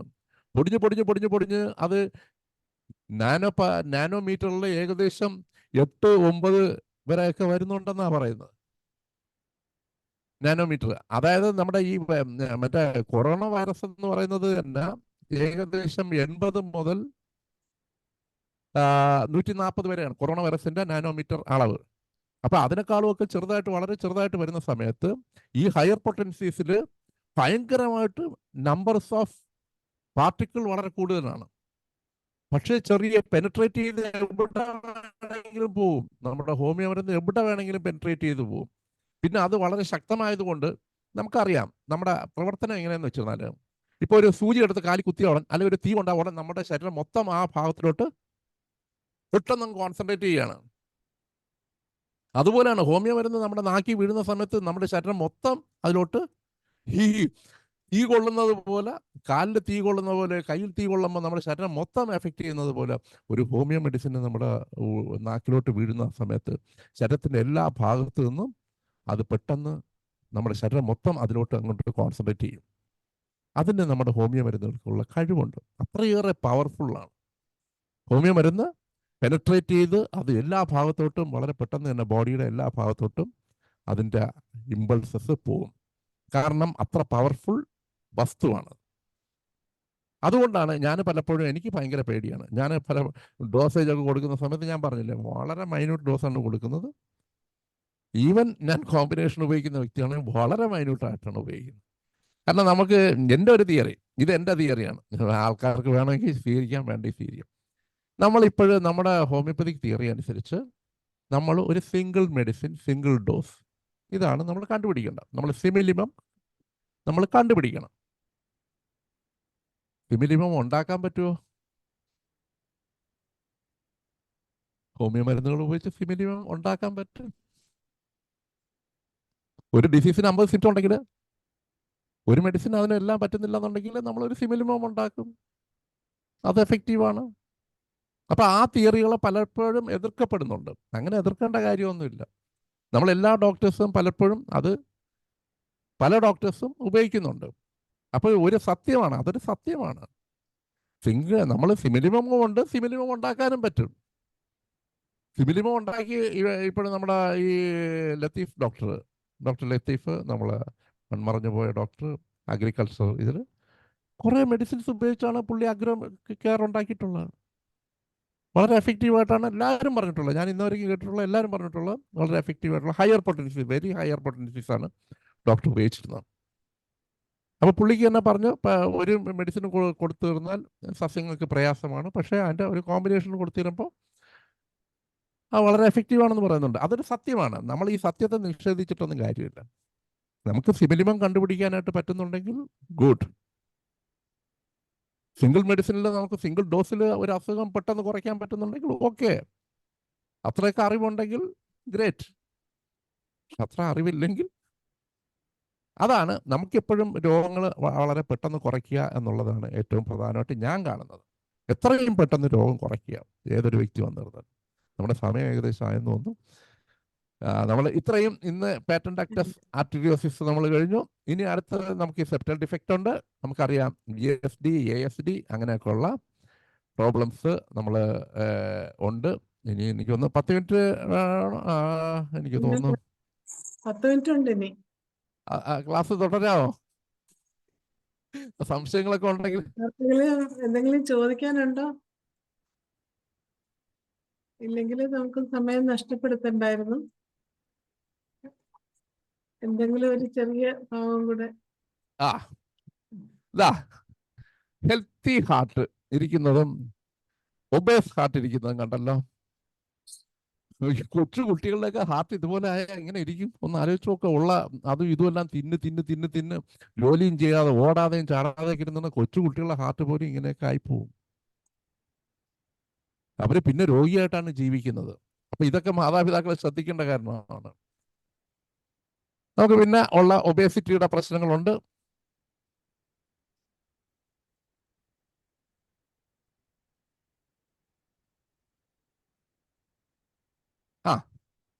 ഇതൊന്ന് പറയാം. സാധാരണ ECG നോക്കുന്നതിനെ കുറിച്ചുള്ള ഒരു എളുപ്പ മെത്തേഡ്. ECGയിൽ നമ്മൾ നോക്കി തീർന്നാൽ ECG നമ്മൾ കണ്ടല്ലോ, ECG നോർമൽ ECGയിൽ നമ്മൾ ആദ്യം നോക്കി തീർന്നാൽ ഇവിടെ നിന്ന് SA നോഡ് വരികയാണ്. ഇതൊരു സ്വതന്ത്രമായിട്ടുള്ള നോഡാണ്. പിന്നെ അത് കഴിയുമ്പോൾ AV നോഡ് വരുന്നുണ്ട്, Purkinje ഫൈബേഴ്സും ബണ്ടിൽ ഓഫ് ഫിസും എല്ലാം വരുന്നുണ്ട്. ഇപ്പം നേരത്തെ പറഞ്ഞ പോലെ ഈ അഡിപ്പോസിറ്റി ഒക്കെ വന്നിരുന്ന ഇതിൻ്റെ ഫംഗ്ഷനൊക്കെ മാറും.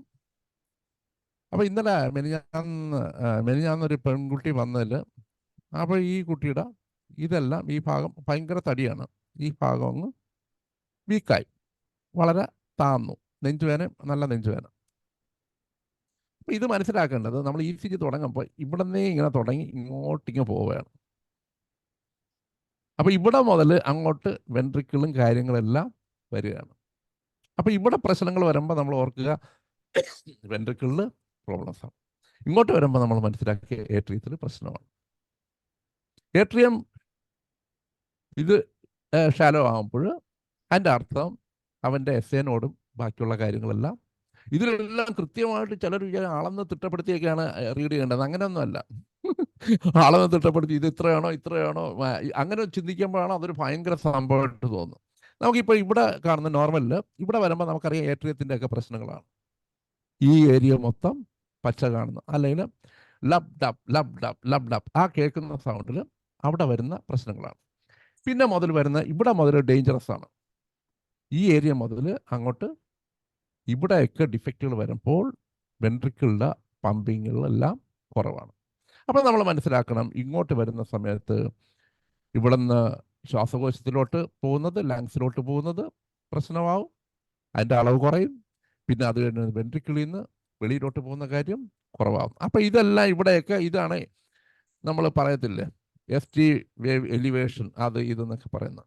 അപ്പോൾ ഇങ്ങോട്ട് വരുമ്പോൾ നമുക്ക് വെൻട്രിക്കിളിൻ്റെ പല ഭാഗത്തോട്ട് ലെഫ്റ്റ് സൈഡിലോട്ട്, ഹാർട്ടിൻ്റെ ലെഫ്റ്റ് സൈഡിലോട്ട് പോകുന്നു. ഇതാണ് നമ്മൾ ഈ കാണുന്നത്. അപ്പോൾ നമ്മൾ ഇത് ജസ്റ്റ് എടുത്ത് നോക്കി തീരുമ്പോൾ തന്നെ നമുക്കറിയാം വെൻട്രിക്കിളിലാണോ കുഴപ്പം, ഏട്രിയത്തിലാണോ കുഴപ്പം. അപ്പോൾ SA നോഡിലാണോ കുഴപ്പം, AV നോഡിലാണോ കുഴപ്പം, പർക്കഞ്ചി ബണ്ടിൽ ഓഫ് ഫിസിലാണോ കുഴപ്പം. അങ്ങനെ നമുക്കതിൽ ഒരു കാൽക്കുലേഷനിലോട്ട് നമുക്ക് എത്താനായിട്ട് കഴിയും. അത് ജസ്റ്റ് ഒന്ന്. പിന്നെ നമുക്ക് ഹാർട്ടിൻ്റെ ബാക്കിയുള്ള സിംറ്റംസും കാര്യങ്ങളെല്ലാം നോക്കി തീരുമ്പോൾ ഹാർട്ട് ഡിസീസ് നമുക്ക് കൂടുതൽ അതിൻ്റെ വിശദീകരണത്തിലോട്ടൊക്കെ പോകാനായിട്ട് കഴിയും.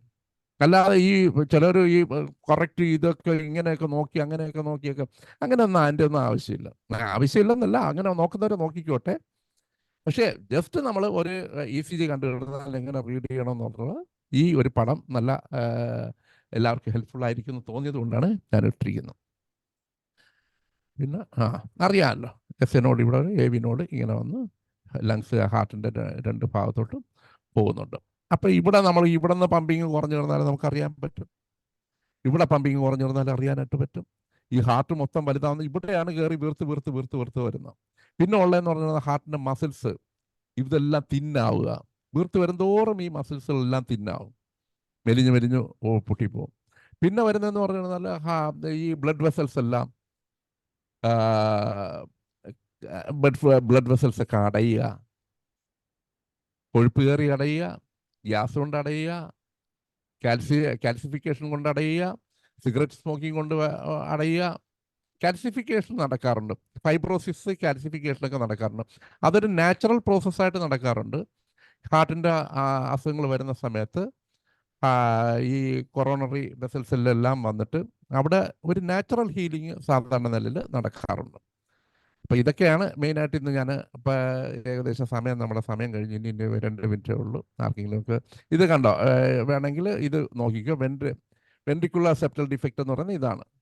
ഇവിടെ അങ്ങോട്ട് ഒരു ദ്വാരം വന്ന് അങ്ങോട്ടും പോവും ഇങ്ങോട്ടും പോവും ബ്ലഡ്. ഇവിടെ നിന്ന് റൈറ്റ് വെൻട്രിക്കിളിൽ നിന്ന് നേരെ ലെഫ്റ്റിലോട്ടും പോകും, ലെഫ്റ്റ് വെൻട്രിക്കിളിൽ നിന്ന് റൈറ്റിലോട്ടും വരും.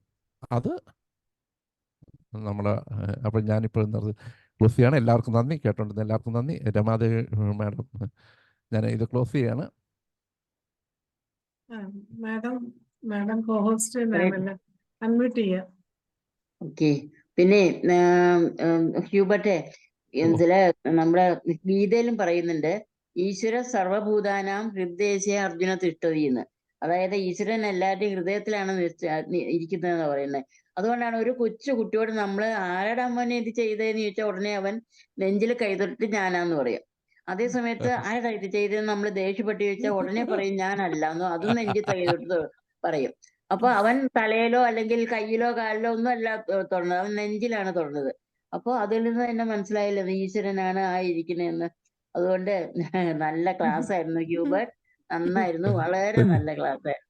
ഒരു എന്താ പറയണേ, നല്ല ഇങ്ങനെ ഒഴുക്കോടെ സംസാരിച്ചോണ്ടിരുന്നു, മിടുക്കൻ ട്ടോ. ഇനിയും വരിക. നന്ദി മാഡം. എന്തായാലും ഹ്യൂബർട്ട് ഡോക്ടറുടെ ക്ലാസ് നല്ല ഭംഗിയാണ്. കാരണം അതുപോലെ നല്ല ഒരു അറിവാണ് ഡോക്ടറുടെ ക്ലാസ്സിലൂടെ കിട്ടുന്നത്. എല്ലാവരും അറിയുന്നു എന്നൊന്നും ഡോക്ടർ ചിന്തിക്കുകയേ വേണ്ട. ആ പറയാനുള്ളത് വ്യക്തമായി തന്നെയാണ് പറയുന്നതും. ഇതുവരെയും നമ്മൾ ബുക്കുകളിലോ ഒന്നും കേൾക്കാത്ത രീതിയിലാണ് ഡോക്ടർ ഇത് വിശദീകരിച്ചു തരുന്നത്.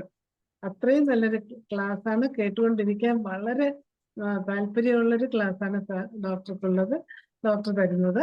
ഇനി ആർക്കെങ്കിലും ഡോക്ടറോട് സംശയങ്ങൾ എന്തെങ്കിലും ചോദിക്കാനുണ്ടെങ്കിലോ അഭിപ്രായം പറയാനുണ്ടെങ്കിലോ ഹാൻഡ് റൈസ് ചെയ്യാം. ഇനി ഒരുപാട് തരാനുണ്ട് ഇതിന്റെ, ഈ ഹാർട്ടിന്റെ തന്നെ ഇനി ഒരുപാട് കിട്ടാനുണ്ട് നമുക്ക്. ഒരുപാട് കാര്യങ്ങൾ ഡോക്ടർ ഇടയ്ക്ക് വന്ന് ബാക്കിയും കൂടെ ഒക്കെ പറയണം. ഇപ്പൊ ഒരുപാട് നാള് കൂടിയാണ് മലയാളത്തിൽ ക്ലാസ് എടുക്കുന്നതെന്ന് തോന്നുന്നു, അല്ലേ? ഇല്ല, ഇടയ്ക്ക് ഞാൻ മറ്റേ ഇത് എടുത്തായിരുന്നു, ഈ എൻഡോക്രൈൻ കുറച്ചെടുത്തായിരുന്നു. 2-3-4 ക്ലാസ് എടുത്തു. 2-3 ക്ലാസ് എടുത്തു. ലതാ മനോഹരൻ ഡോക്ടർ. നന്ദി മറിയാമ്മ ഡോക്ടറെ. നമസ്കാരം ഹ്യൂബർട്ട് ഡോക്ടറെ. വളരെ നല്ല, ഒത്തിരി നമ്മളുടെ ആ വ്യൂ തന്നെ മാറിപ്പോയി. ഹാർട്ടിനെ പറ്റിയുള്ള ഡോക്ടറുടെ ആ ഒരു വിശദീകരണം കേട്ടപ്പോൾ ഇത്രയും നാള് നമ്മൾ പഠിച്ചതിൽ നിന്നും വളരെ വ്യത്യസ്തമായിട്ട് വളരെ സിമ്പിളായിട്ട് ഡോക്ടർ അത് നമുക്ക് പറഞ്ഞു തന്ന് വളരെ നന്നായിരുന്നു. പിന്നെ കൂടുതൽ ഇനി അറിയണം അതിനെപ്പറ്റി. അപ്പൊ അടുത്ത ക്ലാസ്സിൽ ആ ക്വസ്റ്റ്യനൊക്കെ ചോദിക്കാം. ഇപ്പൊ സമയം തീർന്നല്ലോ, അപ്പൊ അതുകൊണ്ട് അടുത്ത ക്ലാസ്സിൽ കേൾക്കാം. പിന്നെ ഒത്തിരി ചോദ്യം ചോദിക്കാനുണ്ട് ഡോക്ടറോട്. അപ്പോൾ നല്ല ക്ലാസ്സുമായിട്ട് ഇനി അടുത്ത ക്ലാസ് എത്രയും വേഗം വരണം ഈ ഹാർട്ടിന്റെ. നന്ദി, നമസ്കാരം ഡോക്ടറെ. അടുത്തത് പ്രവീൺ ഡോക്ടർ ഹാൻഡ് റൈസ് ചെയ്തിട്ടുണ്ട്. ഡോക്ടർ സംസാരിക്കാം, അൺമ്യൂട്ട് ചെയ്ത് സംസാരിക്കാം. ഡോക്ടറെ, സംഗീതം പോലെ സുന്ദരമായിരിക്കുന്നു.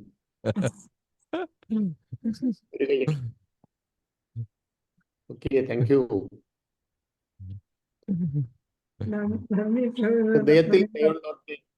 ഹൃദയത്തിൽ ദയവുള്ളവർക്ക് ഹൃദ്യമായ സംഭാഷണം സാധിക്കും.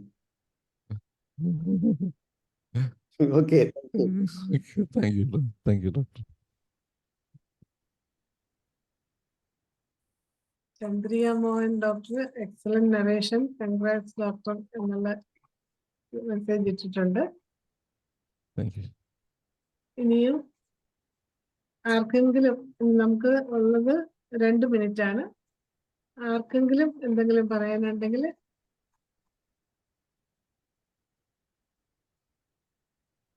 ഹാൻഡ് റൈസ് ചെയ്യാം.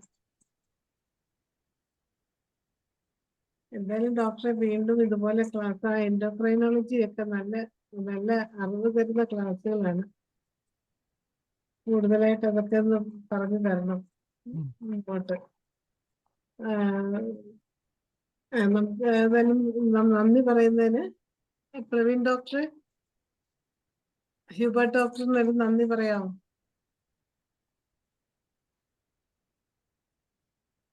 സേട്ട് സാർ വന്നിട്ടുണ്ടല്ലോ. സേട്ട് സാറിന്റെ ഒരു മുഖം ഇങ്ങനെ ഇരുട്ടിൽ കൂടെ കാണുന്നു. സാറ് സാർ അൺമ്യൂട്ട് ചെയ്യാ സാറ്. സാറ് അൺമ്യൂട്ട് ചെയ്തു. ഒരു സന്തോഷം. അൺമ്യൂട്ട് ചെയ്യാം.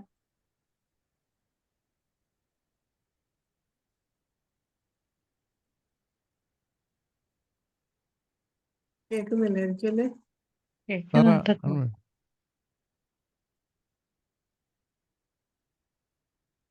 സാറെന്താ പറയുന്നുണ്ട്, അൺമ്യൂട്ട് ചെയ്യാൻ പറ്റും. അതെ, സാർ അൺമ്യൂട്ട് ചെയ്യാ. സാർ അൺമ്യൂട്ട് ആയിട്ടില്ല. സാറ് പറയുന്ന കേൾക്കാൻ വയ്യ.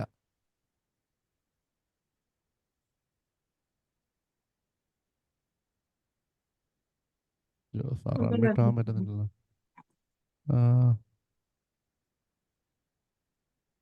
സാർ എന്തൊക്കെയോ പറയുന്നുണ്ട്. പക്ഷെ അൺമ്യൂട്ട് ചെയ്തിട്ടില്ല സാറ്. സാർ അൺമ്യൂട്ട് ആയിട്ടില്ല sir. Okay. My goodness, my God. ഹുബ്ലിയിൽ വളരെ നന്നായിരുന്നു ക്ലാസ് കേട്ടോ. ഞാൻ കുറച്ച് താമസിച്ചുപോയി കയറാൻ വേണ്ടി. കാരണം വേറെ 1-2 ആളുടെ വയനാട് പ്രശ്നമായിട്ട് പോകുന്നുണ്ടേ, പലരും പല ചോദ്യങ്ങളെ വരുന്നുണ്ട് ഇവിടെ. അതുകൊണ്ട് രാത്രിയും രാവിലെയൊക്കെ ബിസിയായി ഇപ്പം. അതുകൊണ്ടാണ് ഞാൻ എന്നിട്ട് ഇന്ന് മലപ്പുറം കുറച്ച് നാളെ കയറിയിട്ട്, അതുകൊണ്ട് മലപ്പുറം ഒന്ന് കയറിയതാ. കയറിയപ്പോൾ തുടങ്ങി പോയി. മനോഹരമായ ക്ലാസ് ആയിരുന്നു. സിംപ്ലിസിറ്റി ആയിട്ട് പറഞ്ഞു. ഹാർട്ട് ഇത്രയും സിമ്പിൾ ആണെന്ന് ഇപ്പോഴേ മനസ്സിലാക്കിയത്. നമ്മൾ കോംപ്ലിക്കേറ്റഡ് ആക്കി വെക്കുന്നതാണ് സാറ്. നമ്മൾ കോംപ്ലിക്കേറ്റഡ് ആക്കി വെക്കുന്നതാ. ഇത്രയും സിമ്പിൾ ആണെന്ന് ഇപ്പൊ മനസ്സിലായി. ഞാൻ പണ്ട് പഠിച്ച് പാസ്സായി ഇറങ്ങിയ ഉടനെ ആദ്യം ചികിത്സ ആരെയാ അറിയോ? ഹാർട്ടിന് എന്റെ അമ്മയെ തന്നെയാണ്. അമ്മയെ ചികിത്സിച്ചു. അത് കഴിഞ്ഞ് കുറച്ചു നാൾ ഇപ്പം പാഴ്ച പോലെ മലേറിയ വന്നിട്ട് അച്ഛൻ കിടന്നു. അച്ഛനെ ചികിത്സിച്ചു. എന്റെ മൂത്ത മോൾക്ക് പോളിയോടെ ചെറിയ ആരംഭമുണ്ടായി. അങ്ങനെ ചികിത്സിച്ചു. അങ്ങനെ 3 കേസുകൾ ഞാൻ പ്രാരംഭത്തിൽ ചികിത്സേന്റെ പേരിൽ വളരെ ധൈര്യവും കുറച്ച് കാര്യങ്ങളൊക്കെ മനസ്സിലാക്കാൻ സാധിച്ചു. അതാണ് ഈ നിലയിൽ ഇപ്പോൾ ആയത്. അല്ല വേറൊന്നും എന്റെ മുടുക്കൊന്നുമല്ല. അല്ലേ? അങ്ങനെ സാഹചര്യം വന്നപ്പോൾ പഠിച്ചു. അങ്ങനെ വായിക്കേണ്ടതായിട്ട് വന്നു. ഒരുപാട് കാര്യങ്ങൾ മനസ്സിലാക്കി മുന്നോട്ട് പോയതിന്റെ പേരിൽ ഇത്രയും ഇപ്പം ഒരുമാതിരി നല്ല രീതിയിൽ ചികിത്സിക്കാൻ പറ്റുന്നുണ്ട്. അത് മാത്രമേ ഉള്ളൂ. ദൈവത്തിന് സ്തുതി. അത്രേ ഉള്ളൂ. അതായത് നിങ്ങൾ ക്ലാസ് വളരെ നന്നായിരുന്നു. ഞാനും എടുക്കുന്ന ഈ തന്നെയാണ് നിങ്ങൾ എടുത്തിരിക്കുന്നത്. ഞാൻ പലപ്പോഴും ക്ലാസ് എടുക്കുമ്പം ഒരു ലാഘവത്തോടെ പറയാറുള്ളൂ ഒരു കാര്യങ്ങൾ. ട്രസ്റ്റ് ചെയ്ത് പറയാറില്ല. നടന്ന് ഇപ്പം സെമിനാറിലൊക്കെ ആണെങ്കിൽ അത് നടന്നിട്ട് സംസാരിക്കുകയുള്ളൂ. നടന്നിട്ട് ഹാർട്ടൊക്കെ പറഞ്ഞിട്ട് വിട്ടുപോകും. അല്ലേ? അതൊരു ശൈലിയാണ്. അങ്ങനെ പറഞ്ഞാലേ പെട്ടെന്ന് ആളുകൾക്ക് മനസ്സിലാകത്തുള്ളൂ. അല്ലാതെ വെറുതെ നമ്മൾ വളരെ ഹാർഡായിട്ട് പറഞ്ഞു കഴിഞ്ഞാൽ ഹാർഡായിട്ട് ആർക്കും മനസ്സിലാകത്തില്ല. സിമ്പിളായിട്ട് പറഞ്ഞാൽ heart is simple organ. Should be maintaining way, then it will be improved. അതെന്റെ കാര്യം. ഹാർട്ടിന് നല്ല രീതിയിൽ കൊണ്ടു നടന്നാൽ ഹാർട്ട് നമ്മളെ വഞ്ചിക്കില്ല. അതല്ലേ നമ്മളെ പണി തരും. അല്ലേ? ഹാർട്ടാണ് ഏറ്റവും പണി തരുന്നത്. ഇപ്പൊ ഹാർട്ടിനേക്കാൾ കൂടുതൽ വരുന്ന പണി തരുന്ന ആരാന്നറിയോ? കിഡ്നിയാണ് ഇപ്പൊ കൂടുതൽ പണി തരുന്നത്. എവിടെ നോക്കിയാണ് കിഡ്നി ഫെയിലിയറിനെ കാണുന്നത്. ആരൊക്കെ എവിടെ നിന്നൊക്കെ വരുന്ന പിടിയില്ല. നോർത്ത് ഇന്ത്യയിൽ നിന്ന് വരുന്ന കേസുകളും ഇന്നലെ ശർമ്മ വന്നിരുന്നു, ജെന്നിഫർ ശർമ്മ. അയാൾക്കും കിഡ്നിയുടെ അസുഖമാണ്. ഞാൻ ആരോ ഡൽഹിയിൽ നിന്ന് പറഞ്ഞ് കേട്ടു, ഇങ്ങനെ ഒരു ഡോക്ടർ എറണാകുളം കോഴിക്കോടുണ്ട്, അത് കൊണ്ടു. അങ്ങനെ ആളുടെ നമ്പർ തപ്പി പിടിച്ചെടുത്തതാണ്. സംസാരിച്ചപ്പോഴേക്കും കാര്യങ്ങൾ മനസ്സിലായി. ഞാൻ ഫോട്ടോ കുറച്ചും കൂടി റിസൾട്ട് അയക്കാൻ പറ്റുള്ളൂ. നാളെ റിസൾട്ടൊക്കെ വരും, വരുമ്പോഴും ട്രീറ്റ്മെന്റ് തുടങ്ങാൻ പറ്റും. അപ്പൊ കിഡ്നി ഫെയിലിയർ വേറൊരു അപകടത്തിൽ പോയിക്കൊണ്ടിരിക്കുകയാണ്. ഹാർട്ടിനേക്കാളും ബുദ്ധിമുട്ടുണ്ടാകുന്ന രീതിയിലാണ് ഇപ്പം കിഡ്നിയുടെ പോക്ക്. കിഡ്നിയെ പറ്റി എല്ലാ ഡോക്ടർമാരും പഠിക്കുകയും അതിനുള്ള മരുന്നുകൾ ചെയ്ത് കൊണ്ടുപോയി നമുക്ക് ഒരുപാട് ഹോപ്പുണ്ടാക്കാൻ പറ്റും. ഒരുപാട് ഹോപ്പുണ്ടാക്കാം, യാതൊരു തർക്കവും വേണ്ട കേട്ടോ. അതിന്റെ അനുഭവത്തിന്റെ കൂടെ വിളിച്ചതിന് കൂടെ പറയാണ് ഞാൻ. കിഡ്നി അസുഖങ്ങൾ നമ്മൾക്ക് ഒരുപാട് ചികിത്സ ചെയ്യാൻ പറ്റും. ഇപ്പൊ യഹിയ കണ്ടില്ലേ, കിഡ്നി വിദഗ്ധനാണ് പുള്ളി. ഇപ്പൊ കല്യാണം മോളെ കല്യാണം കഴിഞ്ഞു, കുറച്ച് കൂടുതൽ ഒരു പരസ്യം വന്നു. ആ പരസ്യം വന്നതിന്റെ പേരിൽ പുള്ളിക്ക് ഒരുപാട് കേസായി. എല്ലാം കൂടെ തരണം ചെയ്യാൻ പറ്റിയില്ല. പുള്ളി ആകെപ്പാട് വിഷമത്തിലായി, പാവം. അപ്പൊ അതും പാടില്ല. നമ്മള് സ്വയരക്ഷയും കൂടെ നോക്കണം, അല്ലെങ്കിൽ പറ്റില്ല. പണ്ടൊരു ഡോക്ടർ ഉണ്ടായിരുന്നില്ല നമ്മുടെ ഇടയിൽ, ഒരു കോട്ടയം ഭാഗത്ത് ഉണ്ടായിരുന്നു. ഭയങ്കര പേരായിരുന്നു, ബാലചന്ദ്രനോ ആയിരുന്നു പേര്. ഇതുപോലെ രാത്രിയും രാവിലെയും പകലും എല്ലാം നോക്കി പുള്ളി ഒരു പക്ഷത്തായി. അതും പാടില്ല. നമ്മൾ കേസുകൾ നമ്മൾ ട്രേസ് ഔട്ട് ചെയ്ത് നമുക്ക് നല്ല ഉറപ്പുള്ള കേസുകൾ മാത്രം ചികിത്സിക്കുക. മറ്റുള്ള കുറച്ച് കേസുകൾ നമ്മൾ അസിസ്റ്റൻസിനും നമ്മുടെ അത് ജയകുമാർ അത് തന്നെ ജയകുമാറാണ് ചേട്ടെ. ജയകുമാർ എന്നെ ഹൃദയത്തിൽ വളരെയധികം സ്പർശിച്ച കേസാണത്. അയാള് ഭയങ്കര പേഷ്യൻസ് ആയിരുന്നു. അപ്പൊ എന്നെ വിളിക്കുമായിരുന്നു, എനിക്ക് ഇന്ന കേസ് കെട്ടിയിടോ, തനിക്ക് എന്ത് കെട്ടി, എന്നെ വിളിക്കുമായിരുന്നു പാവം. പിന്നെ പെട്ടെന്ന് പുള്ളിക്ക് എന്നെക്കാളൊക്കെ കേസ് ഒരുപാടായി, എല്ലാം കൂടി ചെയ്യാൻ പറ്റിയില്ല, ആൾക്ക് ടെൻഷനായി. അങ്ങനെയൊക്കെ പുള്ളിക്ക് ബുദ്ധിമുട്ടായിപ്പോയത്. അതും നമ്മൾ ശ്രദ്ധിക്കണം കേട്ടോ. നമ്മുടെ ഇടയിലും ഒരുപാട് രോഗികളെ ചികിത്സിക്കുന്ന വരികയാണെങ്കിൽ ലിമിറ്റ് ചെയ്യണം. ലിമിറ്റ് ചെയ്ത് നമ്മൾ അസിസ്റ്റന്റിനോ സ്റ്റുഡൻസിനൊക്കെ വിട്ടുകൊടുക്കണം. കുറച്ച് കാലത്ത് അവന് പഠിക്കട്ടെ, പറഞ്ഞു കൊടുത്താൽ മതി, അവർ പഠിച്ചോളും. ഞാനിപ്പോൾ ആ രീതിയാണ്. ഞാൻ ഒരു ദിവസം മിക്കവാറും 10-40 കേസിൽ കൂടുതൽ നോക്കാറില്ല മാക്സിമം. ചില ദിവസങ്ങൾ മാത്രമേ 80-60 ആകും. മാക്സിമം ഞാൻ ലിമിറ്റ് ചെയ്തിരിക്കുന്നത് 25 ആണ്. അത് അപ് ടു 40 പോകും. 40 കൂടുതൽ പോയാൽ ഞാൻ കഴിയുന്നതും ഒഴിവാക്കി പോവുകയാണ് ഇപ്പം. കാരണം പ്രായമായിക്കൊണ്ടിരിക്കല്ലേ, നമ്മളെല്ലാം നോക്കണമല്ലോ അല്ലേ. ആരാണ് പ്രവീൺ ധർമ്മരത്നം, ശരിയല്ലേ?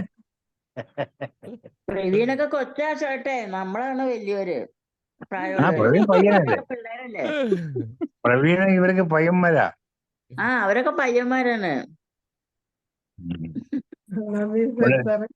നമ്മള് കുറച്ചുപേരെ ഉള്ളു കുറച്ച് പ്രായമുള്ളത്. അതെ. നമ്മുടെ ദേവൻ ഡോക്ടർ നന്ദി പറയാൻ. ഓക്കെ ഞാൻ കഴിഞ്ഞ ഇടയ്ക്കിടയ്ക്ക് കയറാൻ കേട്ടോ. ഒരു കാര്യം കൂടെ ഹ്യൂബർട്ട് പറഞ്ഞൊരു കമന്റ് പറയാനുണ്ട്. ഹ്യൂബർട്ട് പറഞ്ഞല്ലോ നേരത്തെ ഏതൊരു ഡോക്ടർ കിഡ്നിക്ക് വേണ്ടി ധാരാളം പ്രിസ്ക്രിപ്ഷൻ എന്ന് പറഞ്ഞത്, ഭയങ്കരമായിട്ട് പ്രിസ്ക്രിപ്ഷൻ കൊടുക്കുന്നത്. എന്റെ ഒരു അനുഭവം പറയുകയാണെങ്കിൽ മിനിമം ഡോസ് അല്ലെങ്കിൽ കിഡ്നി കൊളാപ്സ് ആവും ഹോമിയോപ്പതി ആണെങ്കിൽ. മിനിമം ഡോസ് അല്ലെങ്കിൽ കിഡ്നിക്ക് ഹോമിയോ മരുന്ന് വലിച്ചു വാരി കൊടുത്താൽ അപ്പൊ തന്നെ കൊളാപ്സ് ആവും എന്നാണ് എന്റെ ഒരു നിഗമനം. സാറിന്റെ അഭിപ്രായം എന്താണ്? റിയാക്ഷൻ എന്താണെന്ന് ധരിക്കേണ്ട കേട്ടോ. റിയാക്ഷൻ എന്തെങ്കിലും ഓവർ ആക്ഷൻ ഉണ്ടായിരുന്നു. ഓവർ ആക്ഷൻ നമ്മളെ മെഡിസിൻസ് കൊടുത്താൽ പലപ്പോഴും ക്രിയാറ്റിൻ കൂടുതൽ കൊടുത്തു കഴിഞ്ഞാൽ കൂടുന്നതായിട്ടാണ് എന്റെ അനുഭവം. ആണല്ലേ? അതെ, മിനിമം ഡോസിൽ കൊടുക്കുന്നതാണ് ബെറ്റർ. അതും വളരെ സൂക്ഷിച്ച് കൊടുത്തിട്ടേ പണി കിട്ടും. എന്റെ കേസിൽ കൂടാറില്ല. ഞാൻ പിന്നെ 1/10 1/20 ഒക്കെയാണ് കൊടുക്കുന്നത്. അതാണ്, അല്ലെങ്കിൽ പണി കിട്ടും. ഒരു ഡ്രോപ്പിന് 10 20 ഡിവൈഡ് ചെയ്യും. അല്ല, ഇപ്പൊ ഹ്യൂബർട്ട് പറഞ്ഞു കണ്ടില്ലേ, അതായത് ആരോ വലിയ പ്രിസ്ക്രിപ്ഷൻ കൊടുത്ത് 5-6 മരുന്നൊക്കെ എഴുതി അങ്ങോട്ട് ഒഴിച്ച് കഴിക്കാൻ പറഞ്ഞിരിക്കുക രാവിലെ തൊട്ട് രാത്രി വരെ. എനിക്ക് എല്ലാം 1 ഔൺസ് 1/2 ഔൺസ് ഒക്കെ വെച്ച് ഇങ്ങനെ പല പ്രിസ്ക്രിപ്ഷൻ എനിക്ക് കിട്ടിയിട്ടുണ്ട്. പണിയാണ് സംഭവം. ഞാൻ അയാളുടെ അടുത്ത് പറഞ്ഞു, അത് ശരിക്കും നോക്കാതെ ഇത് എവിടെന്നോ വിളിച്ച് പറഞ്ഞത്, അത് വാങ്ങിച്ചിട്ട് എന്റെ അടുത്ത് വന്നിരിക്കുന്നു ഔൺസ് കണക്കിന് മരുന്ന് വാങ്ങിക്കാനായിട്ട്. എന്റെ അടുത്ത് കൊണ്ടുവരുന്നുണ്ട്. ഒരു ബാഗിനകത്തൊക്കെ കൊണ്ടുവരുന്നു 100 ml മരുന്നുകള്. 100 ml ഷോറിന് 100 ml ബെല്ലും പറയോ ഓക്കെ. ഈ ഷോറിന് 100 ml ഞാൻ തമാശ പറഞ്ഞു. കേക്ക്, ഞാൻ പറഞ്ഞേ ഡോക്ടർ എഴുതി ഷോറിനാണ്, ഇത് പെസോറിനാണ്, അതിന് കഴിക്കണ്ടെന്ന് പറഞ്ഞേ. തമാശ പറഞ്ഞു വിട്ടു. ഇത് പെസോറിനാണ്, ഇത് കഴിക്കാൻ പാടില്ല, എവിടെയൊക്കെ ചോറിനോട് മുക്കും മൂലയും കഴിക്കാതെ. ബുക്കും ഒക്കെ പഠിച്ചിട്ട് പ്രാക്ടീസ് തുടങ്ങും, പണി കിട്ടും അവസാനം. അതാണ് ഇന്നത്തെ കാര്യം. ഹോമിയോപ്പതി എന്ന് വെച്ചാൽ വെരി പവർഫുൾ. എനിക്കാണെങ്കിൽ പേടിയാണ്. ഞാൻ മരുന്ന് വളരെ കുറച്ചാണ് ഉപയോഗിക്കുന്നത്. സൾഫറൊക്കെ സത്യം പറഞ്ഞാൽ ഞാൻ 25 വർഷത്തോളം ഞാൻ സൾഫർ ഉപയോഗിച്ചിട്ടില്ലായിരുന്നു. എന്റെ ആശുപത്രിയിൽ സൾഫർ ഇല്ലായിരുന്നു. സൾഫർ ഹ്യൂബർട്ടിലെ ഒരു കേസില് ആദ്യത്തെ ദിവസം ഞാൻ ഡിഗ്രേഷൻ ഉപയോഗിച്ച് നിർത്തിയതാ. വന്നുകൊണ്ടാണ് പേടി. ആദ്യത്തെ ദിവസം ഞാൻ ഉപയോഗിച്ചു. ഒരു 6 ഡോസ് കൊടുത്തു ഒരു വ്യക്തിക്ക്. അന്ന് 6 86 6 ഡോസ് കൊടുത്ത് പിറ്റേ ദിവസം ആ കുട്ടിയെ കണ്ടതോടുകൂടി ഞാനൊരു 10-25 വർഷത്തിന് ശേഷം ആണ് ഞാൻ പിന്നെ ആ സൾഫർ ഉപയോഗിക്കുന്നത്. വേറൊരു ഡോക്ടർ വന്ന് എൻ്റെ അടുത്ത് പറഞ്ഞു, ഡോക്ടറെ, ഞാൻ പറഞ്ഞു, എൻ്റെ അടുത്ത് ചോദിച്ചു സൾഫർ വേണം, ഇത്തിരി വേണമെന്ന്. ഞാൻ പറഞ്ഞു ഇല്ല, എൻ്റെ ആശുപത്രിയിൽ സൾഫർ ഇല്ലായിരുന്നു. പേടിച്ചു പോയി. കണ്ട് പിറ്റേ ദിവസം ഞാൻ കണ്ട പക്ഷെ കുട്ടി നമുക്ക് കണ്ട് അങ്ങനത്തെ പേടിച്ചു പോയി. സൾഫർ പേടിയൊന്നും ഇല്ല കേട്ടോ. നമ്മളെ ഡോസ് അഡ്ജസ്റ്റ് ചെയ്ത് ഇല്ല, ഉപയോഗിക്കും. ഡോസ് പേടിയൊന്നും adjust ചെയ്ത് പേടിക്കണം, ഭയപ്പെടുകയൊന്നും വേണ്ടതേ. നമ്മൾ ഡോസ് നമ്മൾ അത് അഡ്ജസ്റ്റ് ഒരു ചെയ്യാൻ മതി. കേസിൽ ഹ്യൂബർട്ട് അന്നത്തെ അറിവ് വെച്ച് ചെയ്തുകൊണ്ടാണ് അങ്ങനെ പറ്റിയത്. അതെ അതെ. പിന്നീട് നമ്മൾ ഹ്യൂബർട്ടിന് 86 സൾഫർ എന്താണെന്ന് മനസ്സിലായില്ലേ? ഇപ്പൊ അപ്പൊ നമ്മൾ ചെയ്യുമല്ലോ, അതിന് ഇപ്പൊ മിനിമം ചെയ്യുമല്ലോ. ഡോസ് ഉപയോഗിക്കാം. പ്രശ്നം തീർന്നു. മിനിമം ഡോസ് ഉപയോഗിക്കും. അത് മിനിമം വളരെ ഡോസ് മൈനർ ഉപയോഗിക്കും. ഡോസ്. സൾഫറൊക്കെ മിനിമം 1/20 ആ യെസ്, അത്ര അത് തന്നെ 30 സാറ് പോകും. പറയുന്നതാണ് ശരി. ദേവൻ ഡോക്ടറെ, ദേവൻ അപ്പൊ ഡോക്ടർ. ഇനി അതിന് അവസാനം കൊട്ടിക്കലാശം കൊള്ളായിരുന്നു, കുഴപ്പമില്ല. ദേവൻ ഡോക്ടർ അനുപ ഡോക്ടറിന് നന്ദി പറയണേ. നമസ്കാരം. നല്ല ക്ലാസ് ആയിരുന്നു. എനിക്ക് ഒരു 10 മണിക്ക് ശേഷമാണ് കയറാൻ പറ്റിയത്. ഇപ്പൊ കുറെ ദിവസമായിട്ട് കയറാൻ പറ്റുന്നില്ലായിരുന്നു.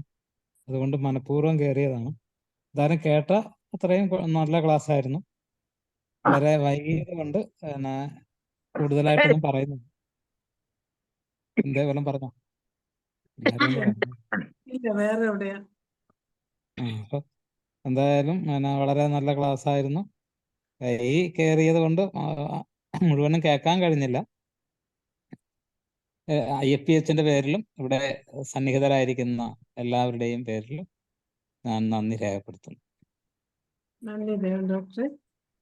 അങ്ങനെ ഇന്നത്തെ നമ്മുടെ 1473ാമത് പ്രതിദിന സൂം വെബിനാർ വളരെ ഭംഗിയായിട്ട് നടന്നു. ഹ്യൂബർട്ട് ഡോക്ടറിന്റെ അതിമനോഹരമായ പാട്ടുപോലെ തന്നെയുള്ള ഒരു ക്ലാസ്സാണ് നമുക്ക് കിട്ടിയത്. വീണ്ടും ഡോക്ടർക്ക് ഒരിക്കൽ കൂടി നന്ദി അറിയിക്കുന്നു. വീണ്ടും ഇതുപോലെ ക്ലാസ്സുകളുമായി എത്തണമെന്ന് അപേക്ഷിക്കുകയും ചെയ്യുന്നു. അതുപോലെ ഈ ചർച്ചയിൽ പങ്കെടുത്ത എല്ലാ ഡോക്ടർമാർക്കും, പ്രത്യേകിച്ച് സാറ്, അതുപോലെ തന്നെ പ്രവീൺ രത്നം, രമാദേവി മാഡം, അനിൽകുമാർ ഡോക്ടർ, ലതാ മനോഹരൻ ഡോക്ടർ, എല്ലാവർക്കും പ്രത്യേകം നന്ദി അറിയിക്കുന്നതോടൊപ്പം ഈ സൂമിൽ പങ്കെടുത്ത എല്ലാവർക്കും പ്രത്യേകം ഒരിക്കൽ കൂടി നന്ദി അറിയിക്കട്ടെ. 1473ാം പ്രതിദിന സൂം വെബിനാർ ഇവിടെ അവസാനിക്കുകയാണ്. എല്ലാവർക്കും ശുഭരാത്രി. Thank you.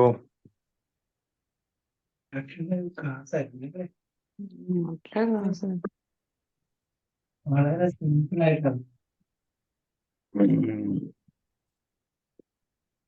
നാളെ ഇപ്പം